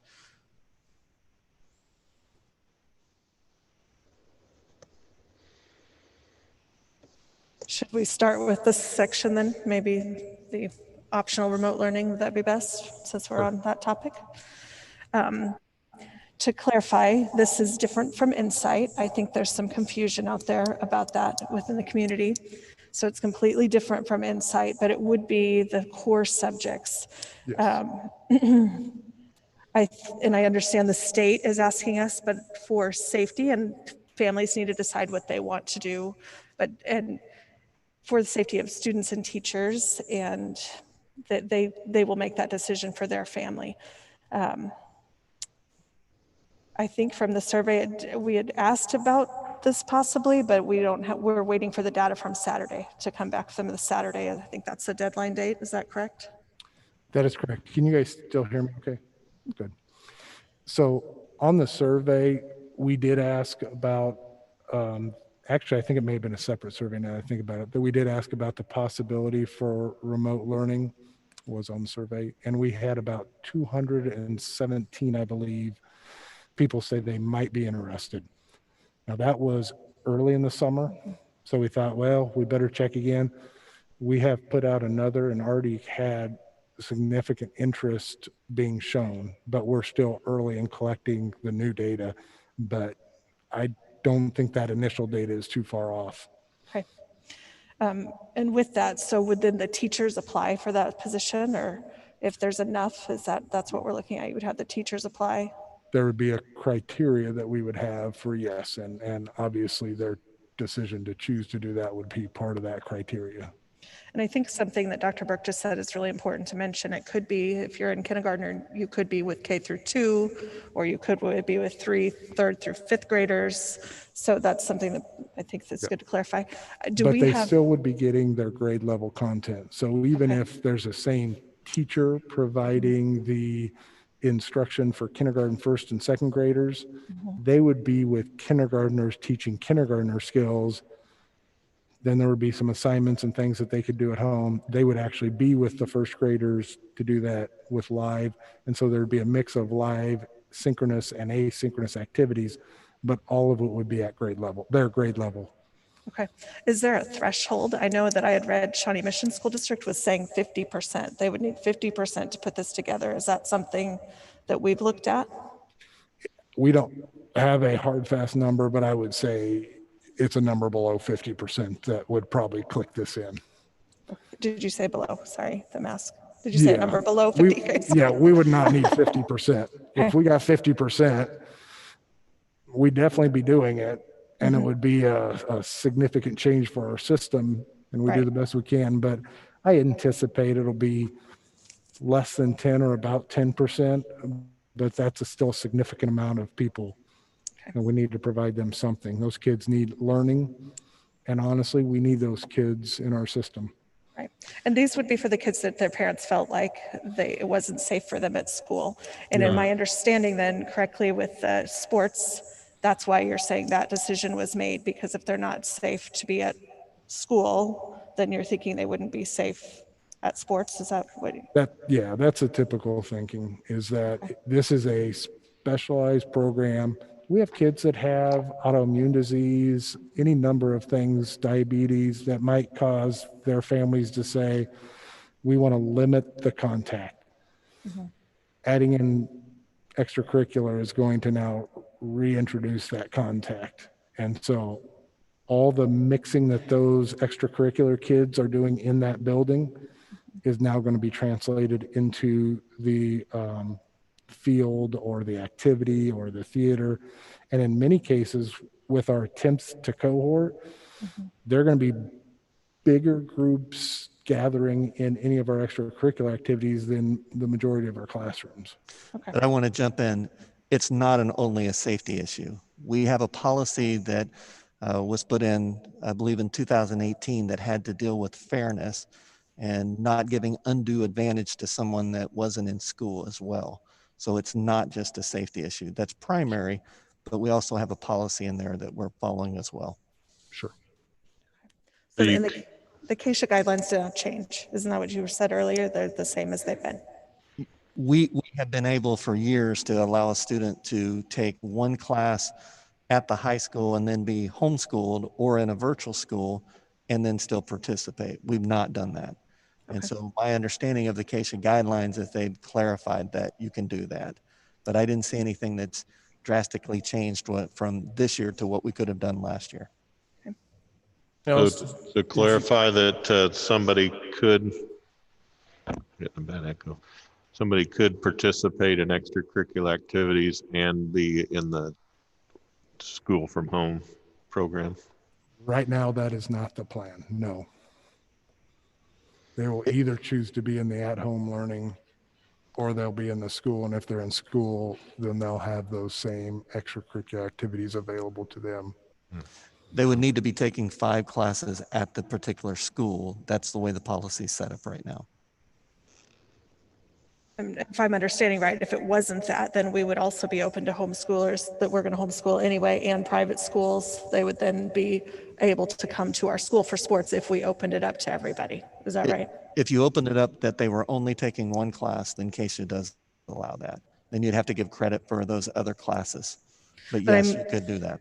But I mean, then we could have a whole bunch of other people trying to play sports at our school, like from the local private schools and from homeschools. As long as they live in our school district, they would have to live in our school district. So I could certainly see people wanting to participate in at-home learning because they didn't want their kids in a mask all day. Yes. Done. I was just kind of curious of the rationale. Did the state distinguish between districts that had virtual schools or not? They didn't. No. And quite frankly, we could send all of our students to Insight. It would be economically devastating for us if that happened.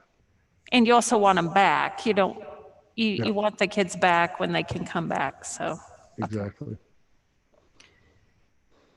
It also gives them a continuity with teachers. It would be our staff and not Insight staff. Yeah. There were about, if I remember right, about 3%, maybe a little under, that did say they would be interested in Insight. And it might be the best solution for some of our students. Yeah, it would be easier to do optional remote learning for elementary than it would be high school. Because to find a high school teacher that would be certified to be able to teach upper level science, upper level math, English, social studies, the full spectrum that's considered core would be really hard to do. So elementary would be much easier than middle school and high school.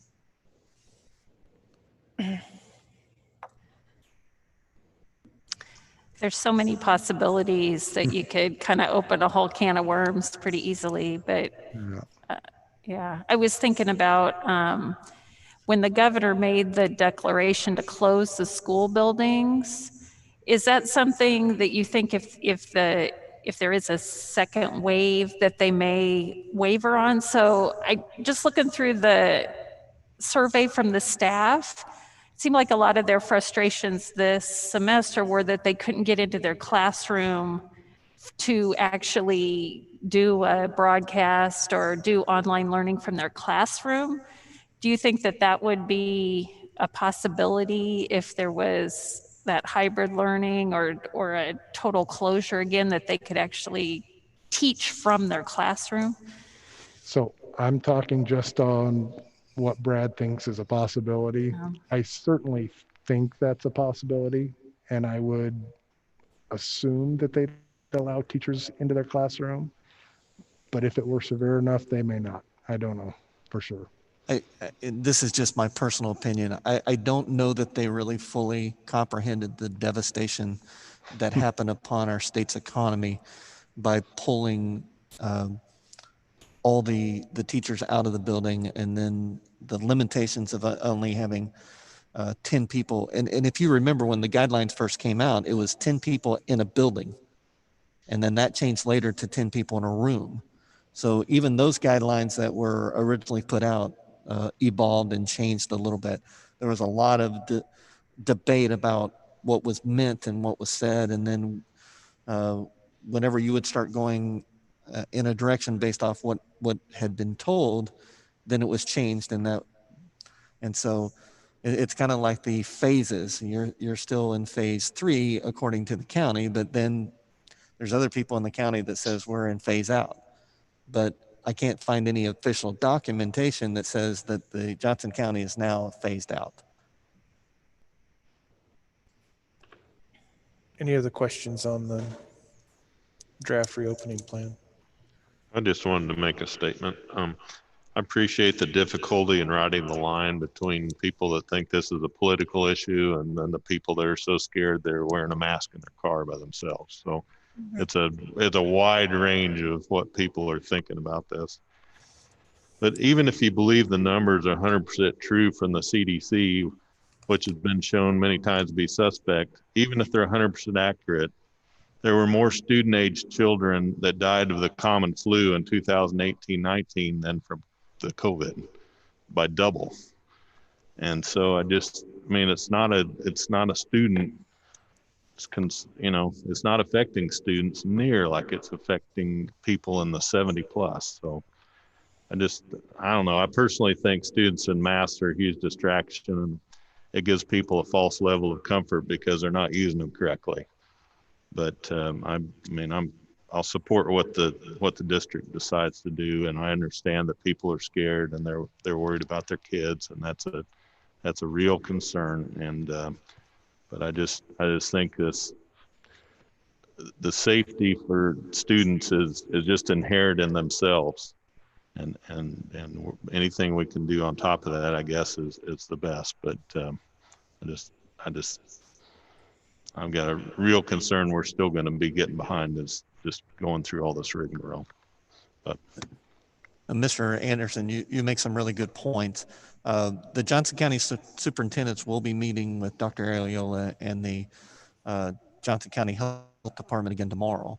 And I can tell you that mask will be brought up again. I can tell you there's superintendents that would just love to see masks gone. And there's superintendents that wish that we were back to phase 2. And so we, even within ourselves, we have some discrepancy. Yep. I didn't get anything from Dr. Ariola about removing masks anytime soon as the last time we met him, but that was a week ago. So I can tell you that will be brought up. But even with that being said, I can tell you there's people in this room right now that says, absolutely, we should definitely wear a mask, and why are you even bringing it up? And there's probably other people in this room saying, I don't know why I'm wearing a mask right now. Mm-hmm. So we're dealing with that reality that as we move forward with this, there's going to be some people that are unhappy with the decisions that we make. Right. But as of right now, when it comes to mask, the governor and the county have said that masks are required. And as a governmental entity, even though we're not government, we're kind of required to follow that. Because the one thing that could do is the Johnson County Health Department could come in and shut down our schools. And that's the last thing that we want to happen. Mm-hmm. Yep. Is there an age that you're looking at for students? I mean, we have everything from the early childhood center to the governor's mandate said 5 or 6. 6 and over. 5 and under do not have to wear masks, so 6 and over. I do think it's important, like you said, Nels, that we look at the CDC, not the news. Like take the news out of all of this. And I had sent in feedback to our county commissioners and to Dr. Lemaster today as well with the American Academy of Pediatrics and American Academy of Family Physicians. Their recommendation as of today is children under 12 are not in masks. So it'll be very interesting to see what happens. And Commissioner Ashcraft and Brown both emailed me back and said that that's coming, as Dr. Burke said, tomorrow. So it'll be really interesting to see what they come up with that. I also want to echo what you say and tell you that I appreciate that we're talking about safety of students, but also the teachers. And from my vantage point in my profession, I have a metro-wide healthcare look in all of our outpatient clinics, and we have seen such a drastic increase in 3 things that are very measurable, but mental health is in new onset of anxiety and depression medications in teenagers in our community is huge. Abuse and food insecurity, those 3 things are very measurable. And so not being in school was very detrimental. Mm-hmm. Even though but I don't want to be insensitive to the people that are worried. I think back to how we felt in March and when a lot of people were going to work, it was very scary. And so for our teachers, I have great compassion for that they haven't had to do that yet, and it is scary. They've got to figure that out too. And I know that we're going to come alongside them and do that. But I also think it's valuable to mention that all of our daycares in the area that have teachers and students in them, none of them have had an outbreak. I reached out to a couple of them in our community today, including Y-Care. My youngest is in Y-Care. They haven't had any teachers or any students that have had any kind of positives yet. So that doesn't mean it won't change, but I hope that gives everybody a little bit of sense of, I don't know, relief, maybe a little bit. And anyone who knows me knows how seriously I've taken this. I take care of sick patients every single day. So I do want to clarify, maybe this is for Brad, when we're talking about low, moderate, and high in the draft, who is making that decision? Is that based on the county? Okay, so if the county moves, it's kind of is it in relation to the phases? Would we compare it to that? Maybe, I don't think you're muted. Somewhat. Yeah. You didn't want to directly align with things. Okay. Because, do only 10 in a classroom or 30, or I'm sorry, 10 in a building, 30 in a building. Dr. Burke, I can't hear you. It doesn't show you're muted, but We have 2 mute buttons. Can you hear me now? Yes. yeah. Okay. Sorry about that. But if we go to phase 1 or 2, that would put us in the high pretty quick. And then it depends on the numbers that come in. We were going to align with the phases, but if you remember, the phases went from 1 to 1.5 to 2 to the differences. So we changed that so that we wouldn't be dependent upon the phases. So we have a low, medium, and high. Well, the phasing was also reopening business from the shutdown.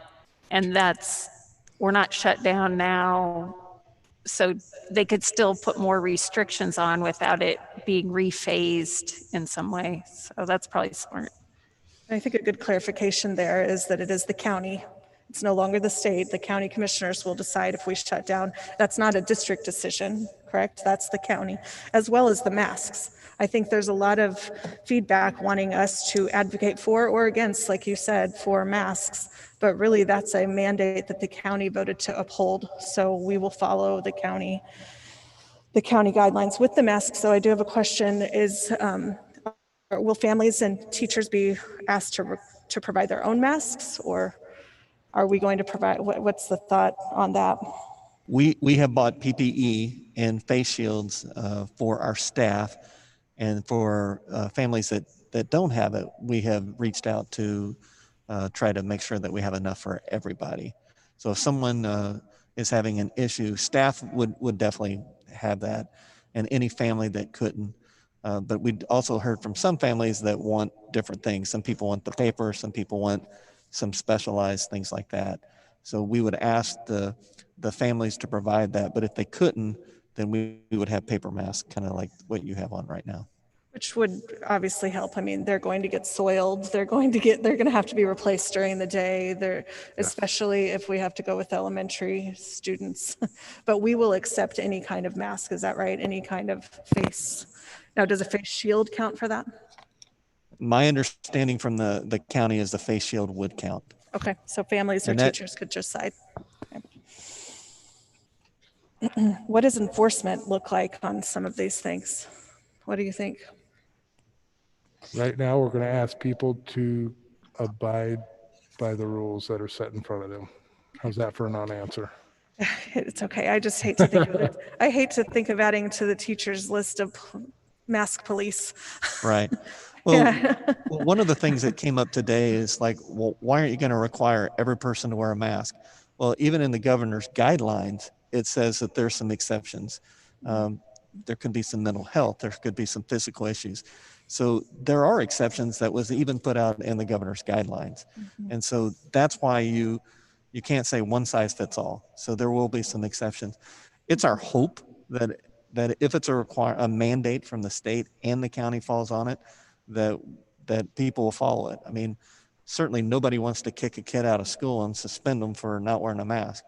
But again, we hope people will understand this is based on safety and not based on politics. Right. And so enforcement is just like you said, we're hoping people will do it. But again, in our final plan, we may have to put some enforcement in there to see what the board thinks. Sure, and there are certainly medical reasons that people can't wear masks. I mean, we've had people in office that don't have anxiety, have had anxiety attack having the mask on. So that's going to happen with students and teachers as well. So I think one of the key things to remember is we're going to be rigid about the outcome. That's the intent of this plan. We're rigid about the outcome, and that outcome is providing the safest environment we possibly can for our students, staff, faculty, administration. That's our outcome. We don't deviate from that. We're not going to move from that. Where we are going to have flexibility, and it gets to the enforcement and implementation. I know Allie and Brad and Dr. Burke have all talked about this, is it's about there's flexibility in the approach. When it gets down into those details, they've developed this framework that's going to provide that specific guidance. And then I mentioned it earlier, we've hired the best professionals we can that will execute, they will do. There is no question in my mind that every single person that has USD230 on their paycheck absolutely has safety at the top of their list. It's not a priority because priority change. It's just number one in what they do. And so I think it's important that we understand that while the approach on implementation may have some agility to it, may have a little bit of flexibility to it on that approach, but what does not have flexibility is providing the safest environment we possibly can for everyone within the district. So I think it's an important message, and I think it's one that Brad and Dr. Burke, and through Allie's comments and Sharon and Nell's, I think there's this consistent theme that says our outcome that we are absolutely rigid on and will hold to is the safety of everyone involved in the district. I think that's the take-home message from this. That's well stated, and we have staff that are just unbelievable at figuring out how to do that. And it may not look the same in every situation, but you're 100% right on the outcome being the non-negotiable. I have one more question. From a staff perspective, I mean, this was another thing out of the survey comments on this past semester or quarter, was that people had a really hard time juggling my kids versus my students versus being home with everybody. So what's kind of your general thoughts on if a staff member has to stay home because a student is test positive, who would cover their class? How would their pay work? I'm sure you have some ideas on that. Yeah, there's actually legislation that helps guide us. It's very similar to FMLA, but it's specific to COVID, and it has provisions in it. And we would get a sub, just like we would if that staff member was sick and had to use their own sick leave. But it provides some provisions in addition to their sick leave if they get sick, or even if they have to care for a child. So is that something that's already been communicated to staff?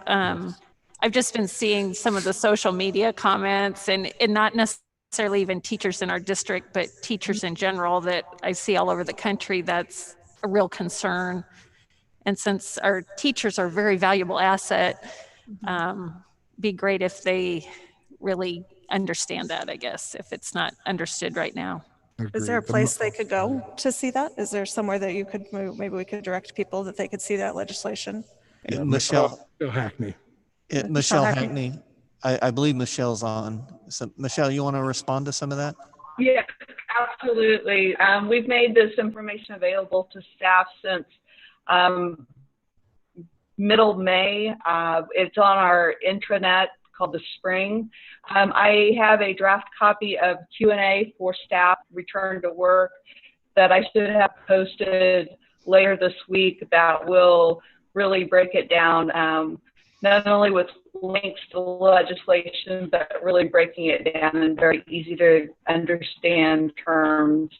There are 6 different components, characteristics that would qualify for that emergency FMLA, and then if schools would close or daycares would close, that moves into the emergency FMLA. So yes, it's been out there, but we'll continue to communicate that. I think sometimes people don't need it until they need it. I think they're really needing it now, and so we'll continue to communicate that out. So speaking of the teachers, I know a big concern as people are making their decisions is the availability of subs. And I know that's a what if situation, but I wanted to make sure and bring it up because I know that's a concern. Do we have, how is our sub pool? Is that something we should be concerned about? If I can speak to that as well, we're actively recruiting subs. We've been pushing a lot of advertisements out to recruit. By the board approving an increase in the daily rate, that's going to attract those folks that are subbing in multiple districts to our district more so than others. We are trying to get brainstorming some creative ways to draw additional subs in. So we have been actively recruiting. You know, we're very hopeful that we'll have full coverage. We are contacting our current sub pool to ensure that they are coming back. So I think we'll be in as good of shape, if not better than most of our districts for a number of reasons, including that raise in pay. It's good reason to be concerned, but I just want to commend Michelle. She's done some amazing creative things to help build our sub pool and do everything possible. Unfortunately, we don't know what that's going to look like until the time comes. And as the community issues change, that'll change that as well. Right. So this might be a Michelle question too. If I understand right, the teachers are contracted starting in August. So that's when they'll be able to get into their classrooms and they'll start doing trainings. And I know there's been some requests for just even some emotional type training and things like that. I just want to be sure that's on the radar too. Yes, absolutely. Our employee assistance program, we've been really pushing that the entire course of this COVID event from March on. The employee assistance program that our district pays for, as well as Blue Cross, has been very creative in some of their expanded coverage, allowing telehealth for behavioral health, mental health, and we've been really pushing that out and encouraging staff to reach out to those resources and take advantage of that. Great, thank you.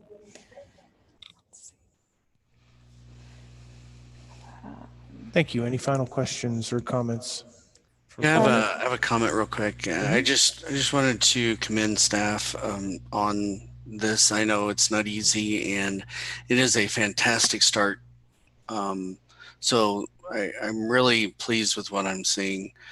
And I just also wanted to say that Ali mentioned the American Academy of Pediatrics. They're also recommending that students go back to school. Now, they do have caveats with face masks and physical distancing and that sort of thing. But for the social, emotional well-being of students, to have that interaction, they would like kids to go back to school. So I think this is a great start, and the conversation must continue. I think we're going to get some good comments from our community. And I think the conversation this evening has been really beneficial, and I think the conversation will continue. It's really good. So what is our process from here? So this is a discussion item. Will this come back up as a discussion item at the next meeting, or what is our plan? That's up to the board, president, vice president, to set on the agenda. It's not something that needs board approval. These are practices we would put in place. But if the board wants updates at each meeting, we are more than happy to do that because it will continue to change. We're definitely coming back to the next board meeting, and then the board can, and I'll talk to leadership whether they want to do an official action item. Do they need more information? What is it? What steps that they need? The biggest thing that we need is people that are interested in the optional remote learning program to fill out that survey and let us know of their interest. And again, their interest is not forcing them to be into that. They still would have, I believe, till July 30th to commit. But for us to start looking at staffing and placement and that sort of thing, we need those surveys as soon as possible. I have a question on that then. So this has been, we've talked about this being a draft plan. Would this plan ever be a final plan? And if so, then I think that's something that we would need to get in front of the public, possibly vote on. I'm not saying we have to, but I think it's something that if we have a full final plan that we would need to discuss what that looks like. Yeah, Jason, it is my belief that we will not ever have a full final plan, just because there will be constant changes in our community restriction level, and we have to be available to adapt the plan at any time. What they see every time they look at it will probably be a little more solid, but all it takes is a change in the vote of the city commission and the plan will change considerably.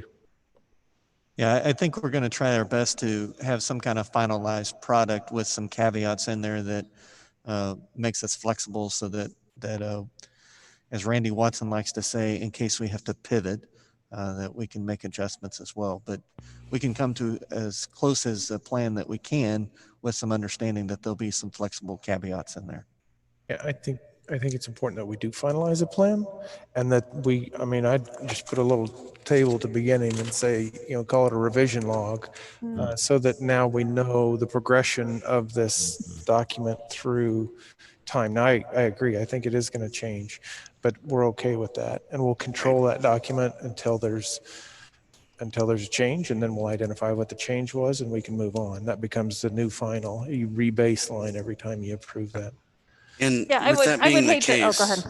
with that being the case, I would think that we wouldn't want to approve a document that could go through revisions, multiple revisions within, that need to be updated before another board meeting. And so we don't have to have special board meetings and that sort of thing. We need to give our administrators and our staff the flexibility they need as new data becomes available, as new votes from other governmental agencies become available.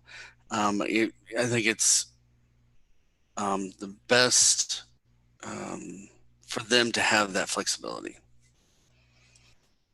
So to clarify, there'll be an FAQ opportunity on the website. I think it's already, I see that Misty already put it. I got an alert on my phone while we've been sitting here.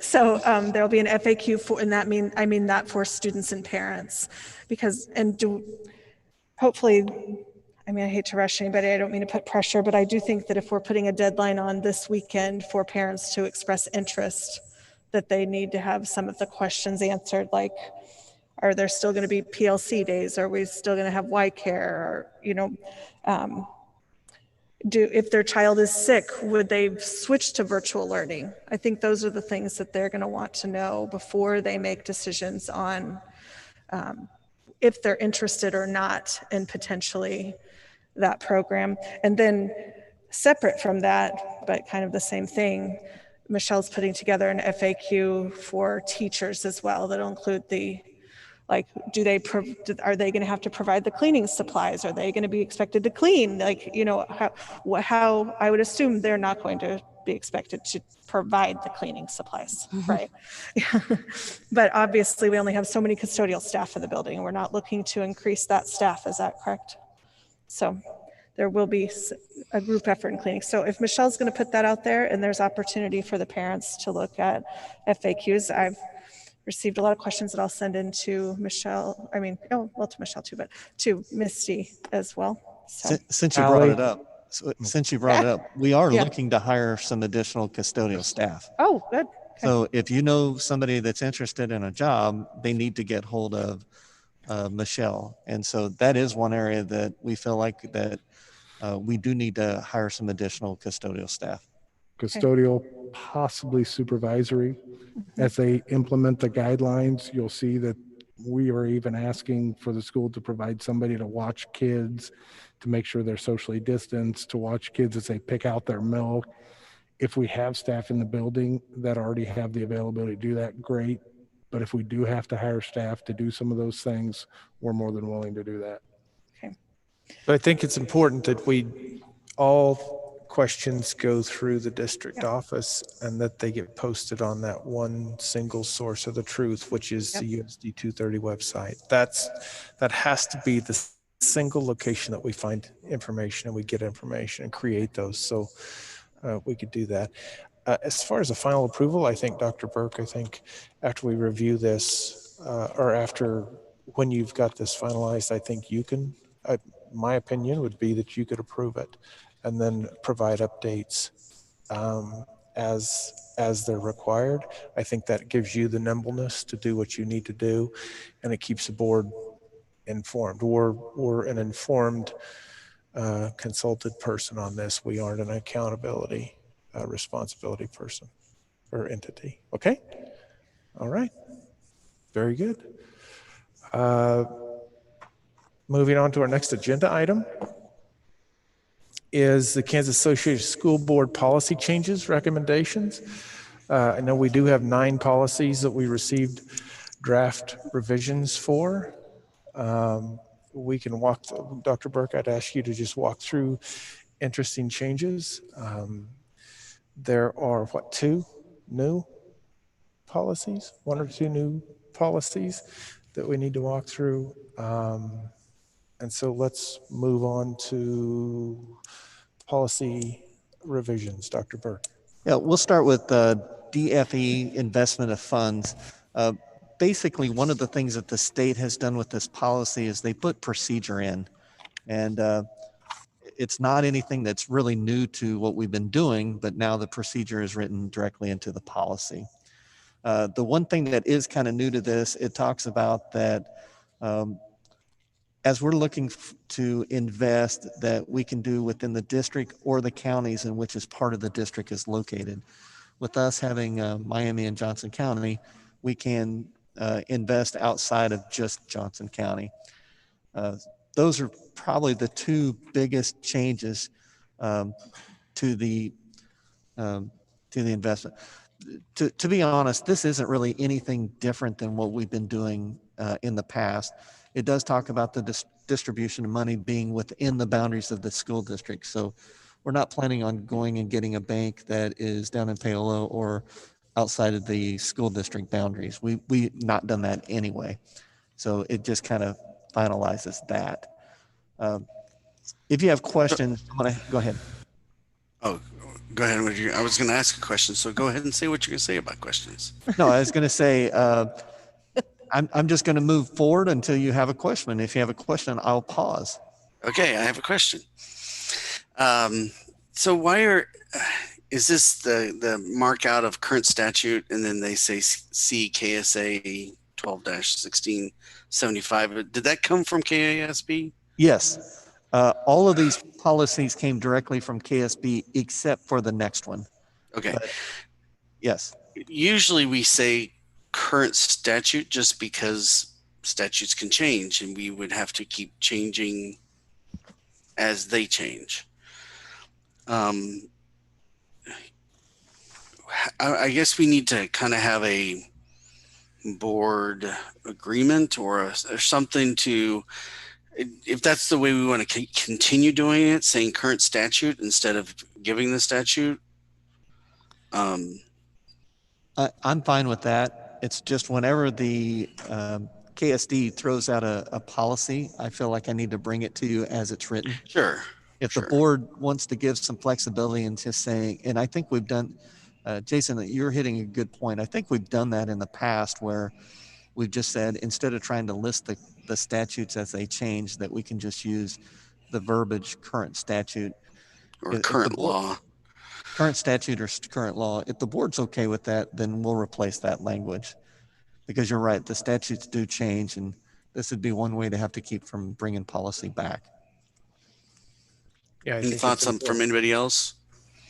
No, I think we should continue the use of current statute. Okay. I'm going to move over to GAAA. This was not, this is something that KSB was working on, but Greg Goheen felt like since the United States Supreme Court had just had rendered a decision regarding sexual orientation as a protected class, that we ought to put something in here. And so the verbiage is directly from Greg. So where it says, basically, we do not discriminate where it's race, color, national origin, religion, sex. We did put in / gender and then say, or any basis prohibited by law. And if the courts in the future makes a change, then we're still compliant with the law. So hopefully it's a very simplistic, but this is something that Greg really felt like we should do to protect ourselves. If there's not any questions, I'm going to move over to GAAD. This is about child abuse. And again, this isn't anything that anybody ever wants to talk about. The biggest difference between what's in GAAD and what we had in the past is, again, they put in a procedure and they put steps in here. In the past, those of you remember that we've always tried to avoid procedures in policy. But if this comes in from KSB or from the state, we feel like it should be in there. And it's just an extra protection. If you move to the second page basically talks about right below the blue, the state law provides. Basically, that's talking about the Good Samaritan law. If you in good conscience are reporting it, you can't be held, they can't come back and sue you. If you're trying to protect children, that's what that section is based on the Good Samaritan law. The part, if you roll down, it talks about in some situations, we may need an administrator to sit in. You know, all of a sudden you've got officers of the court that are wanting to meet with kids, and then all of a sudden, and because the abuse is pertaining to children, children's parents or guardians, then the law doesn't allow them to be in. In the past, we've always asked administrators to sit in as in loco parentis and to kind of be the child advocate. By law, we don't have to, but I don't know that there's ever been a time that they've showed up that they didn't allow an administrator to be in there. And so, again, that's not anything new, but that's something that they've kind of written in here. And then last but not least, the biggest aspect of GAAD has to do with annual training. And just like some other things that we have to have annual training, bloodborne pathogens, sexual harassment, some other things, child abuse is something that we have to have training on every year. Any questions about GAAD? I've got a few comments on this. I guess the no knowledge of the parents was a little disturbing to me. I can understand them not being in the room, but them not even knowing that we're interviewing their child or the DCF is there, kind of, that's a little concerning. DCF has had many problems, so I just hope that people understand the gravity of when they decide to call them on a child. That is a very serious issue. And then we also talk about physical inspection. I think that needs a little more something to at least, whether that's by a same-sex person or something. That looked kind of vague to me. So I will visit with Greg Goheen and see what possibilities that we can put in here. The one thing that we have to be very careful is it specifically says in the state law that you cannot encourage somebody not to report. So that's something that we have to really be careful about. But I do think if somebody is trying to be vindictive and try to get someone in trouble, that I do believe the law can come back on that person, but we just have to be very careful that we're never encouraging someone not to report. I agree, but the DCF is not necessarily a better option. Is all I'm saying. There's a lot of issues, including a class action lawsuit right now against them. That organization has had some issues. I would agree with that, Nils. So anyway. Okay, I will work on that and get that back to you. GAOC, actually, you're going to have 3 that deal with this. Many of you have seen this evolve if you've been here for a while. Originally, it was no tobacco by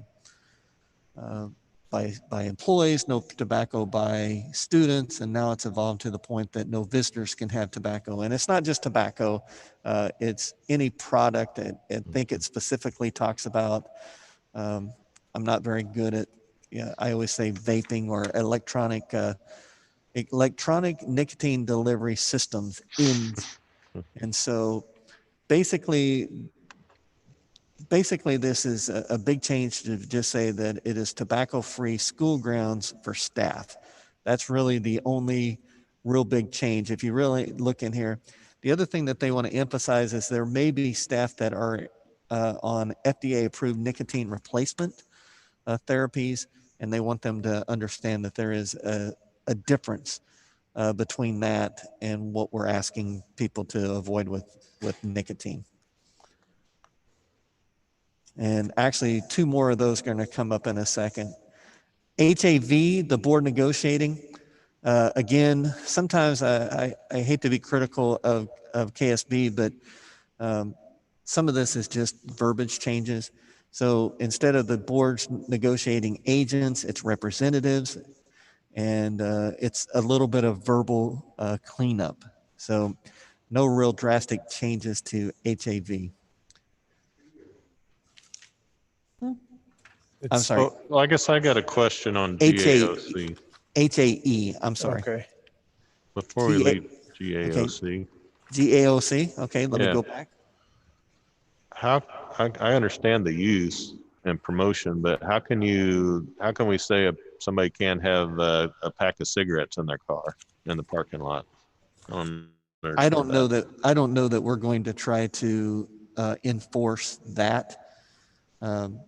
I think if somebody's sitting there with the window open and they're smoking, I think we ask them to roll up the window. I don't know that we're going to try to go that far in enforcement. I mean, there's got to be, we have an SRO back there who does a fantastic job. I would rather him be watching out for somebody trying to come in our schools and hurt our kids. To me, that's more important than some parent that's sitting out in the parking lot in their car vaping. So I was talking about our employees. The possession on property would impact them. Hopefully it's common sense. Nothing says that we have to go to the most drastic discipline measure. Sometimes you just say, hey, if you're going to do that, put it in your glove compartment or put it somewhere where we can't see it. There's, Gotcha. Okay. you got good employees that we're not going to go, we're not going to go overboard with that. We're not going to take a dog search out for their cigarettes in their car. No. So Gotcha. I know that this, which in the committee reports, this came from the anti-vaping task force. They wanted, that's the committee that I sit on. Right. So this was really important to some of them that we put this in. So that's where a lot of this, like on the person, they wanted to make sure that they didn't have vaping material in the cars and things like that. So. Right. If an employee continued to break the rules, it'd be like an employee doing anything breaking the rules. You warn them, you work with them, you have some common sense. But, if somebody's in the back office and they're vaping when they're supposed to be working, we're not paying them to do that. So that's one of those deals that you go through a process, and then it may go from something simplistic to something more serious, but you're basing that off of what's the terminology I'm trying to think of? when they're being defiant. Yeah, that's different. That's a lot different to me. Agree. And I do agree with Mrs. Sealing. This is coming from the tobacco task force, and I do support it. I mean, I think we've seen some very dangerous behavior that became because of vaping, and we want to do everything that we can to squelch that. JCDAA is right along with GAOC. And if you look, there's not a lot less changes to it, and mainly because we were pretty strict years ago when we put this policy in. And again, there could be some students that has some nicotine gum or lozenges that have been prescribed by a doctor. And again, they should be communicating with us on that. So again, we're not planning to expel students because they have nicotine gum. But again, there's a difference between discipline and expulsion. JQKA, our district has had a long history of having foreign exchange students, and I think it's been very positive. If you remember last year, our foreign exchange students came and visited with you, and what a phenomenal group of kids. But again, I understand what KSB is. There's some changes going on in the world, and we might want to be have a little bit more discretion. The word used to be that we shall admit them, and now they changed the word to may. So we may be admitted to the district to the extent staff, facilities, equipment, and supplies are available. Again, we've had some phenomenal, I believe Mrs. Alibrand is running that program, phenomenal person that does an incredible job. And I would want us to continue to doing that as long as we can safely do that. Definitely. KMA is a brand new policy, and this basically has completely everything to do with the tobacco-free school grounds. And a lot of this verbiage, you basically have 2 paragraphs and then followed by definitions. So there's really, even though there's a lot of red in here, there's not a lot of new information to the tobacco-free school grounds for visitors. And in the past, we've asked people if they were smoking or vaping to quit doing that. And the last but not least, K&A is the complaints regarding child nutrition programs. Basically, with some of the changes in the discrimination laws, the KSB wanted to make sure that we definitely wanted to be aware of any kind of discrimination based on the federal school lunch program. And the one of the things it did is said complaints go to this national program, or this complaints about discrimination in child nutrition program, and then to file it automatically goes to this national organization. We did ask, and we worked with Greg to put in a paragraph that says Spring Hill USD230 would like to handle all concerns and complaints at the lowest level. If there's something going on, we'd like a chance to fix it first before it goes to the feds. And so I don't think that's asking too much. I guarantee somebody tells me that their child's being discriminated and not getting fed, we're certainly going to do everything we can to make sure that they get that. Wondered how that was even a thing. Yeah. I get that. So that's where we are in policies. I will bring these back next week at the next board meeting for action items. There is some policies on discrimination that Greg Goheen wanted to work through and clean up. He felt KSB was kind of, he felt like that we needed to do a little bit more workmanship on what was being presented. And then I believe the policy that was brought up tonight had to do with, I don't know if it's HKA, I don't have it right off the top of my head. GAAD on child abuse? Yeah, on that one. But the student activities about the students being currently enrolled is JH. And we will make sure that we bring that at the next board meeting as well. Mm-hmm. Very good. With that, we'll stand for any questions.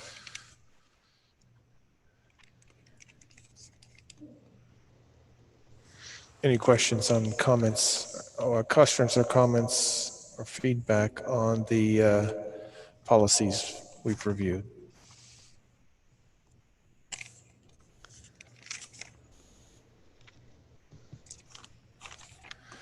Very good. Nice to have 9 more under our belt. So let's move on to our informal discussion presentation, benefits for employees. Mr. Hoffman? Yes, sir. I unfortunately did not have time to put together the data I wanted to round up, but for an informal discussion, my only thoughts were regarding the the health insurance coverage for the employees. If you're a relatively new teacher, hitting your deductible could be a very, very big deal if they have one of the policies with a higher deductible. And I just wanted to see if there was any feedback from any of the employees about that.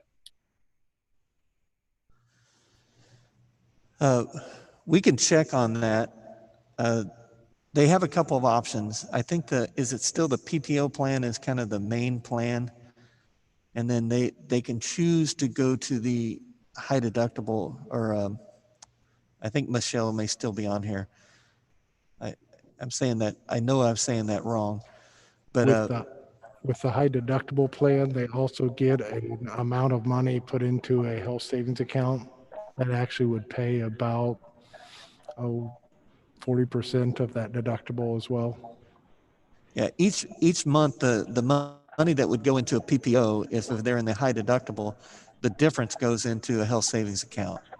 And so month after month that builds up so that they could use that for the deductible. It's sometimes that first year teacher, they're usually have less health issues, and they're playing kind of a gamble that they don't get hurt or anything like that. I say the gamble. I had a friend that years ago went to a high deductible and he broke his ankle right off the bat. And if he was on the old insurance, it would have been very minimal. But because he was on the high deductible, it was a struggle for him. So I don't know, Michelle, off the top of your head, have you had any issues or concerns with that high deductible for new teachers? No, and we work really hard with the new teachers. Kind of one benefit with them starting in August that they do have 4 months to try a plan, and if it's not working out for them or their family, that when we renewed there in January, they're able to make a change. With our current structure, there are 4 different plans, 4 of our 6 that are at no cost out of pocket to them as far as the premium. And Nancy Miller works extremely hard with each of the employees, really sharing each plan.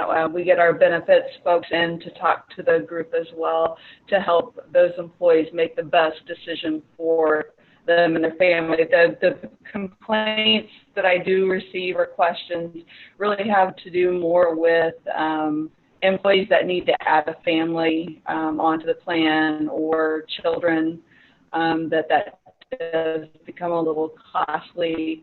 And surveying our area surrounding districts, that's a concern for most of those districts as well. One of our neighboring districts actually dropped families, spouses off the plan completely, and it's employee only. So that's the concern that I do hear, not so much the meeting the deductibles.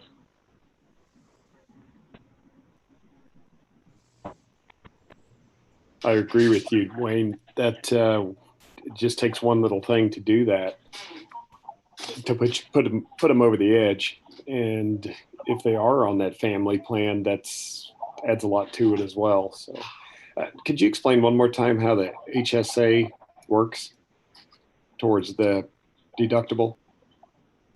You want to know the HSA or how the funding works for the HSA?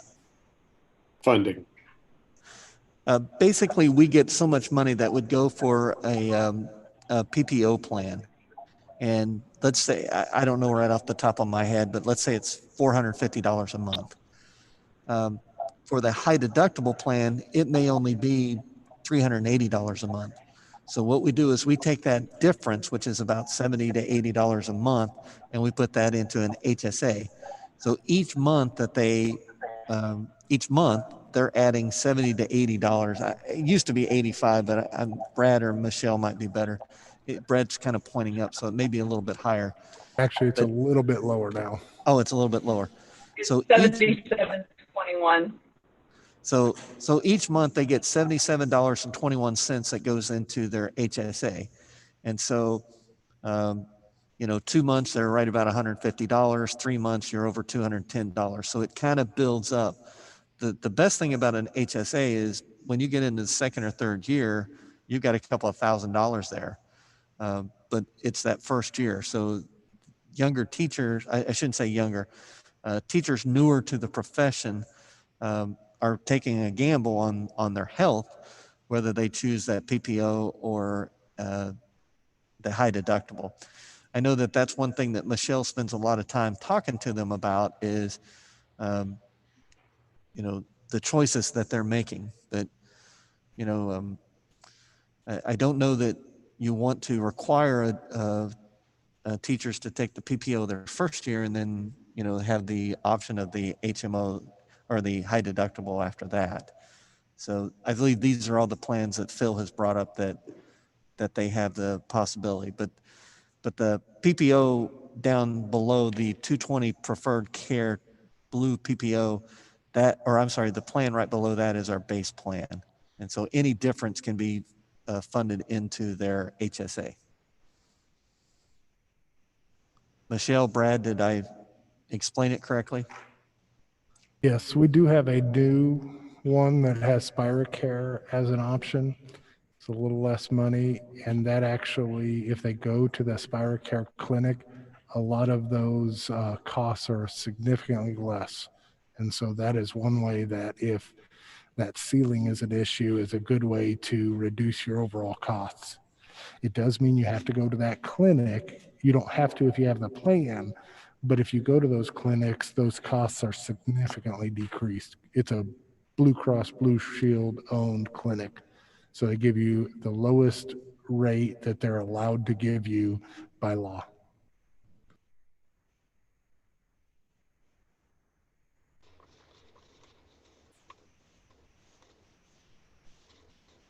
Any other questions?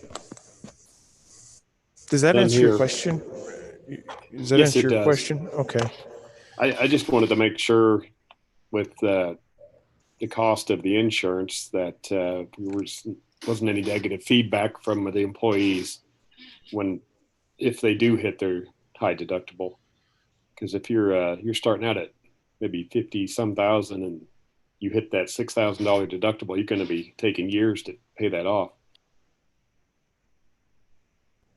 Yeah, the high deductible has a limit of about 2,700. It's a little bit of moving target, but I think it's at 2,700, and the amount we pay is just under $1,000.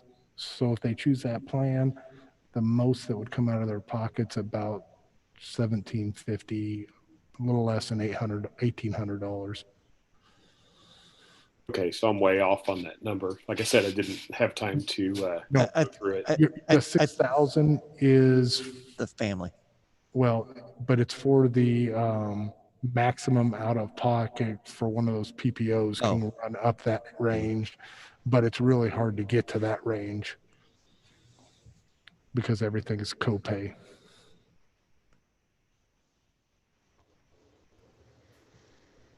Got it. Thanks for the info.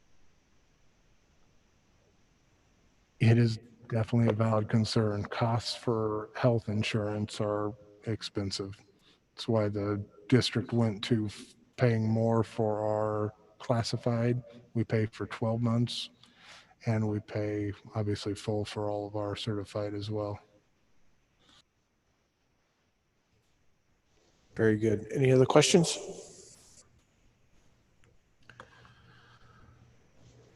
Okay, moving on to items from Board of Education members for future meetings. Anyone have additions to this current list? Well, I was wanting to see if we could see the district services building.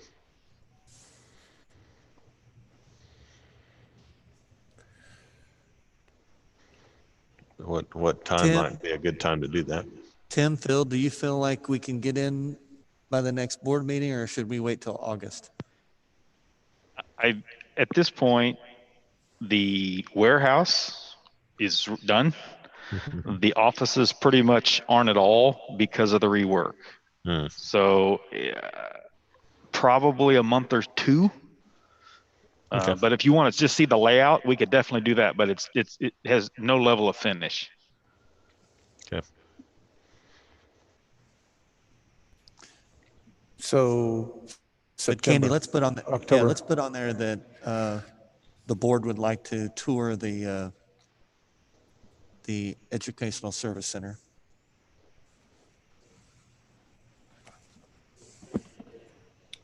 Tentative date of September. Late September, early October would be best at this point. We'll kind of give you at the next, we'll hold it on there as a placeholder, and at the next meeting we'll kind of let you know where we're leaning towards. Okay. Again, I don't want to put you guys in the middle of construction zone. Sure. In that part of it yet. So I mean, the warehouse, as you saw the picture I had of the warehouse, it's ready. It's holding stuff. Just don't have the shelving in it yet. When you bring that back, could you maybe bring your site plan and just kind of re-go over everything? I've had a few questions from the public, and I can't really answer them right now. So sure, I'll bring the build. We'll include the building plan and a site plan on the next one. So. Okay, cool. Anything else to add?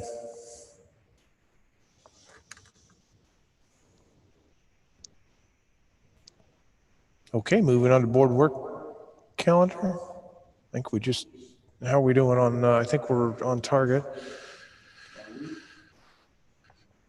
We did a bunch of stuff on that tonight. Probably the one thing that budget will be showing up sometime in August, probably.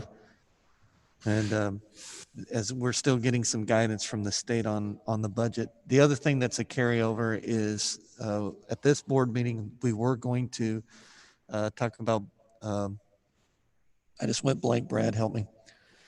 The goals and the data for achieving the goals for the last strategic plan. We'll move that to the next board meeting. But again, we knew that this plan would take some time tonight, so we didn't want to try to do both of them in the same night, even though that we'll probably try to do both of them in the next board meeting.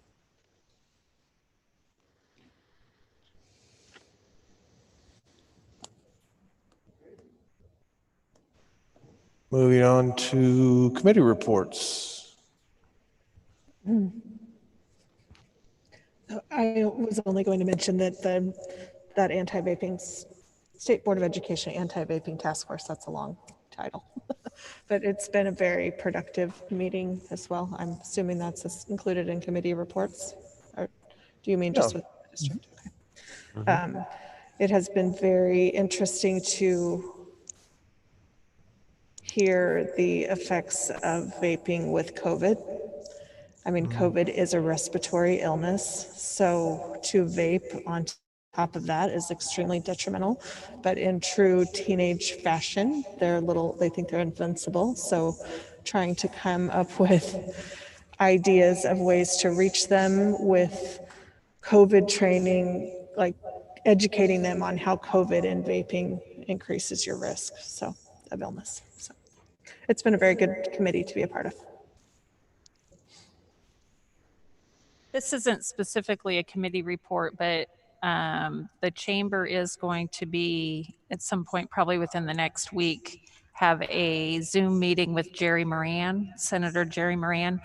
And so they're a little bit tight scheduled on when that gets scheduled, but I would love to have people representing the school district ask him questions about whatever's going on at the federal level. He seems very open to hearing what's going on. And then also doing some candidate, either virtual or maybe live forums, depending on if we can get them scheduled. It's really hard to get anything scheduled right now. And then like some of the candidates are traveling and then they come back and they have to quarantine, and one of them broke her ankle. And so we're looking at especially that 3rd district Johnson County Commission race. And there'll probably be individual kind of interviews with the candidates. But I think if anything, the last few months have shown that a lot can happen at the local level with decisions that are made. So now more than ever, I think people need to be involved. So. And did you say when that was? Well, Jerry Moran's office would like to do something on Friday, but I don't have the specific time, and I'm going to be out of town on Friday, so I'm kind of working on that. And then the candidate ones, I should have those secured for the Johnson County Commission tomorrow. And it's probably going to be 3 different, maybe Zoom meetings, maybe Facebook Live or something like that. Thank you.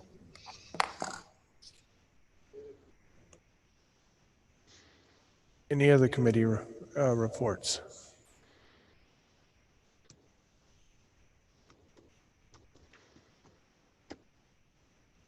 Okay, moving on to superintendent reports. Dr. Burke? Yeah, a couple of things. You know, last week we did the advocacy with AASA, and we only got to meet with Senator Pat Roberts' people, but I can tell you that it was really nice and refreshing that since he's kind of on his way out, very supportive, and we talked about COVID expenses, we talked about special ed funding, and some other things like that. He was very, very open to that. I believe I'm going to be on a conference call tomorrow with Senator Moran or his people. And so I just got this earlier this evening. So I believe at 10 o'clock in the morning, I get a chance to talk to him and advocate for our school district. Not quite at that level, but I did get to talk to Ed Eilert today, and we were talking about some of the CARES funding and for some of the Spark funding.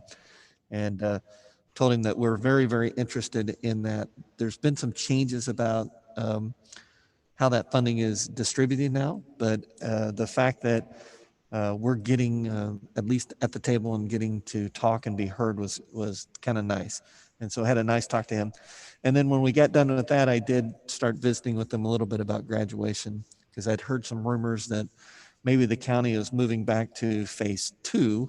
And he said he had not heard any rumors at that. And matter of fact, I think he has a grandchild that's graduating in Olathe. So he would really like to see the graduations happen. So that was kind of a relief, because as we get closer, I think we want to give our seniors one last hurrah, and we want to do it well, kind of like what you saw Mark talking about tonight. So I do have some concerns that something will happen at the last minute and we're not going to be able to do it. But at least talking to the health department and to the chair of the county board of county commissioners, 2 for 2 says that we should be on the right path. So excited about that. With that, I'm it. That's it. Very good. Thank you, Dr. Burke. We do need an executive session this evening. Mr. President, this is Jason Winbolt. I move that the board recess into executive session to discuss potential properties for a new school site pursuant to the exception for preliminary discussion of the acquisition of real property under COMA. Those to be in session include the Board of Education members, Superintendent of Schools, Assistant Superintendent of Schools, and other administrators as requested. The executive session to begin at 10 p.m. We'll give people some time to go get some stuff. And with the opening resuming at anyone? No later than 11 p.m. at this place. There you go. That should be plenty of time. I hope. Second. So do I.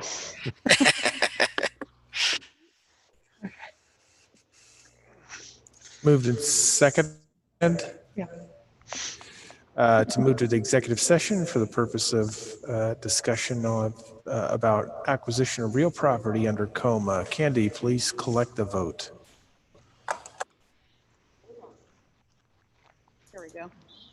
All right, we're going to start with Mrs. Mitchell, Yes. Mr. Anderson, Yes. Mrs. Sealing, Yes. Mr. Boyle, Yes. Mr. Hoffman, Yes. Mr. Winbolt, Mr. Winbolt, Mr. Updike, Yes. approved. Thank you.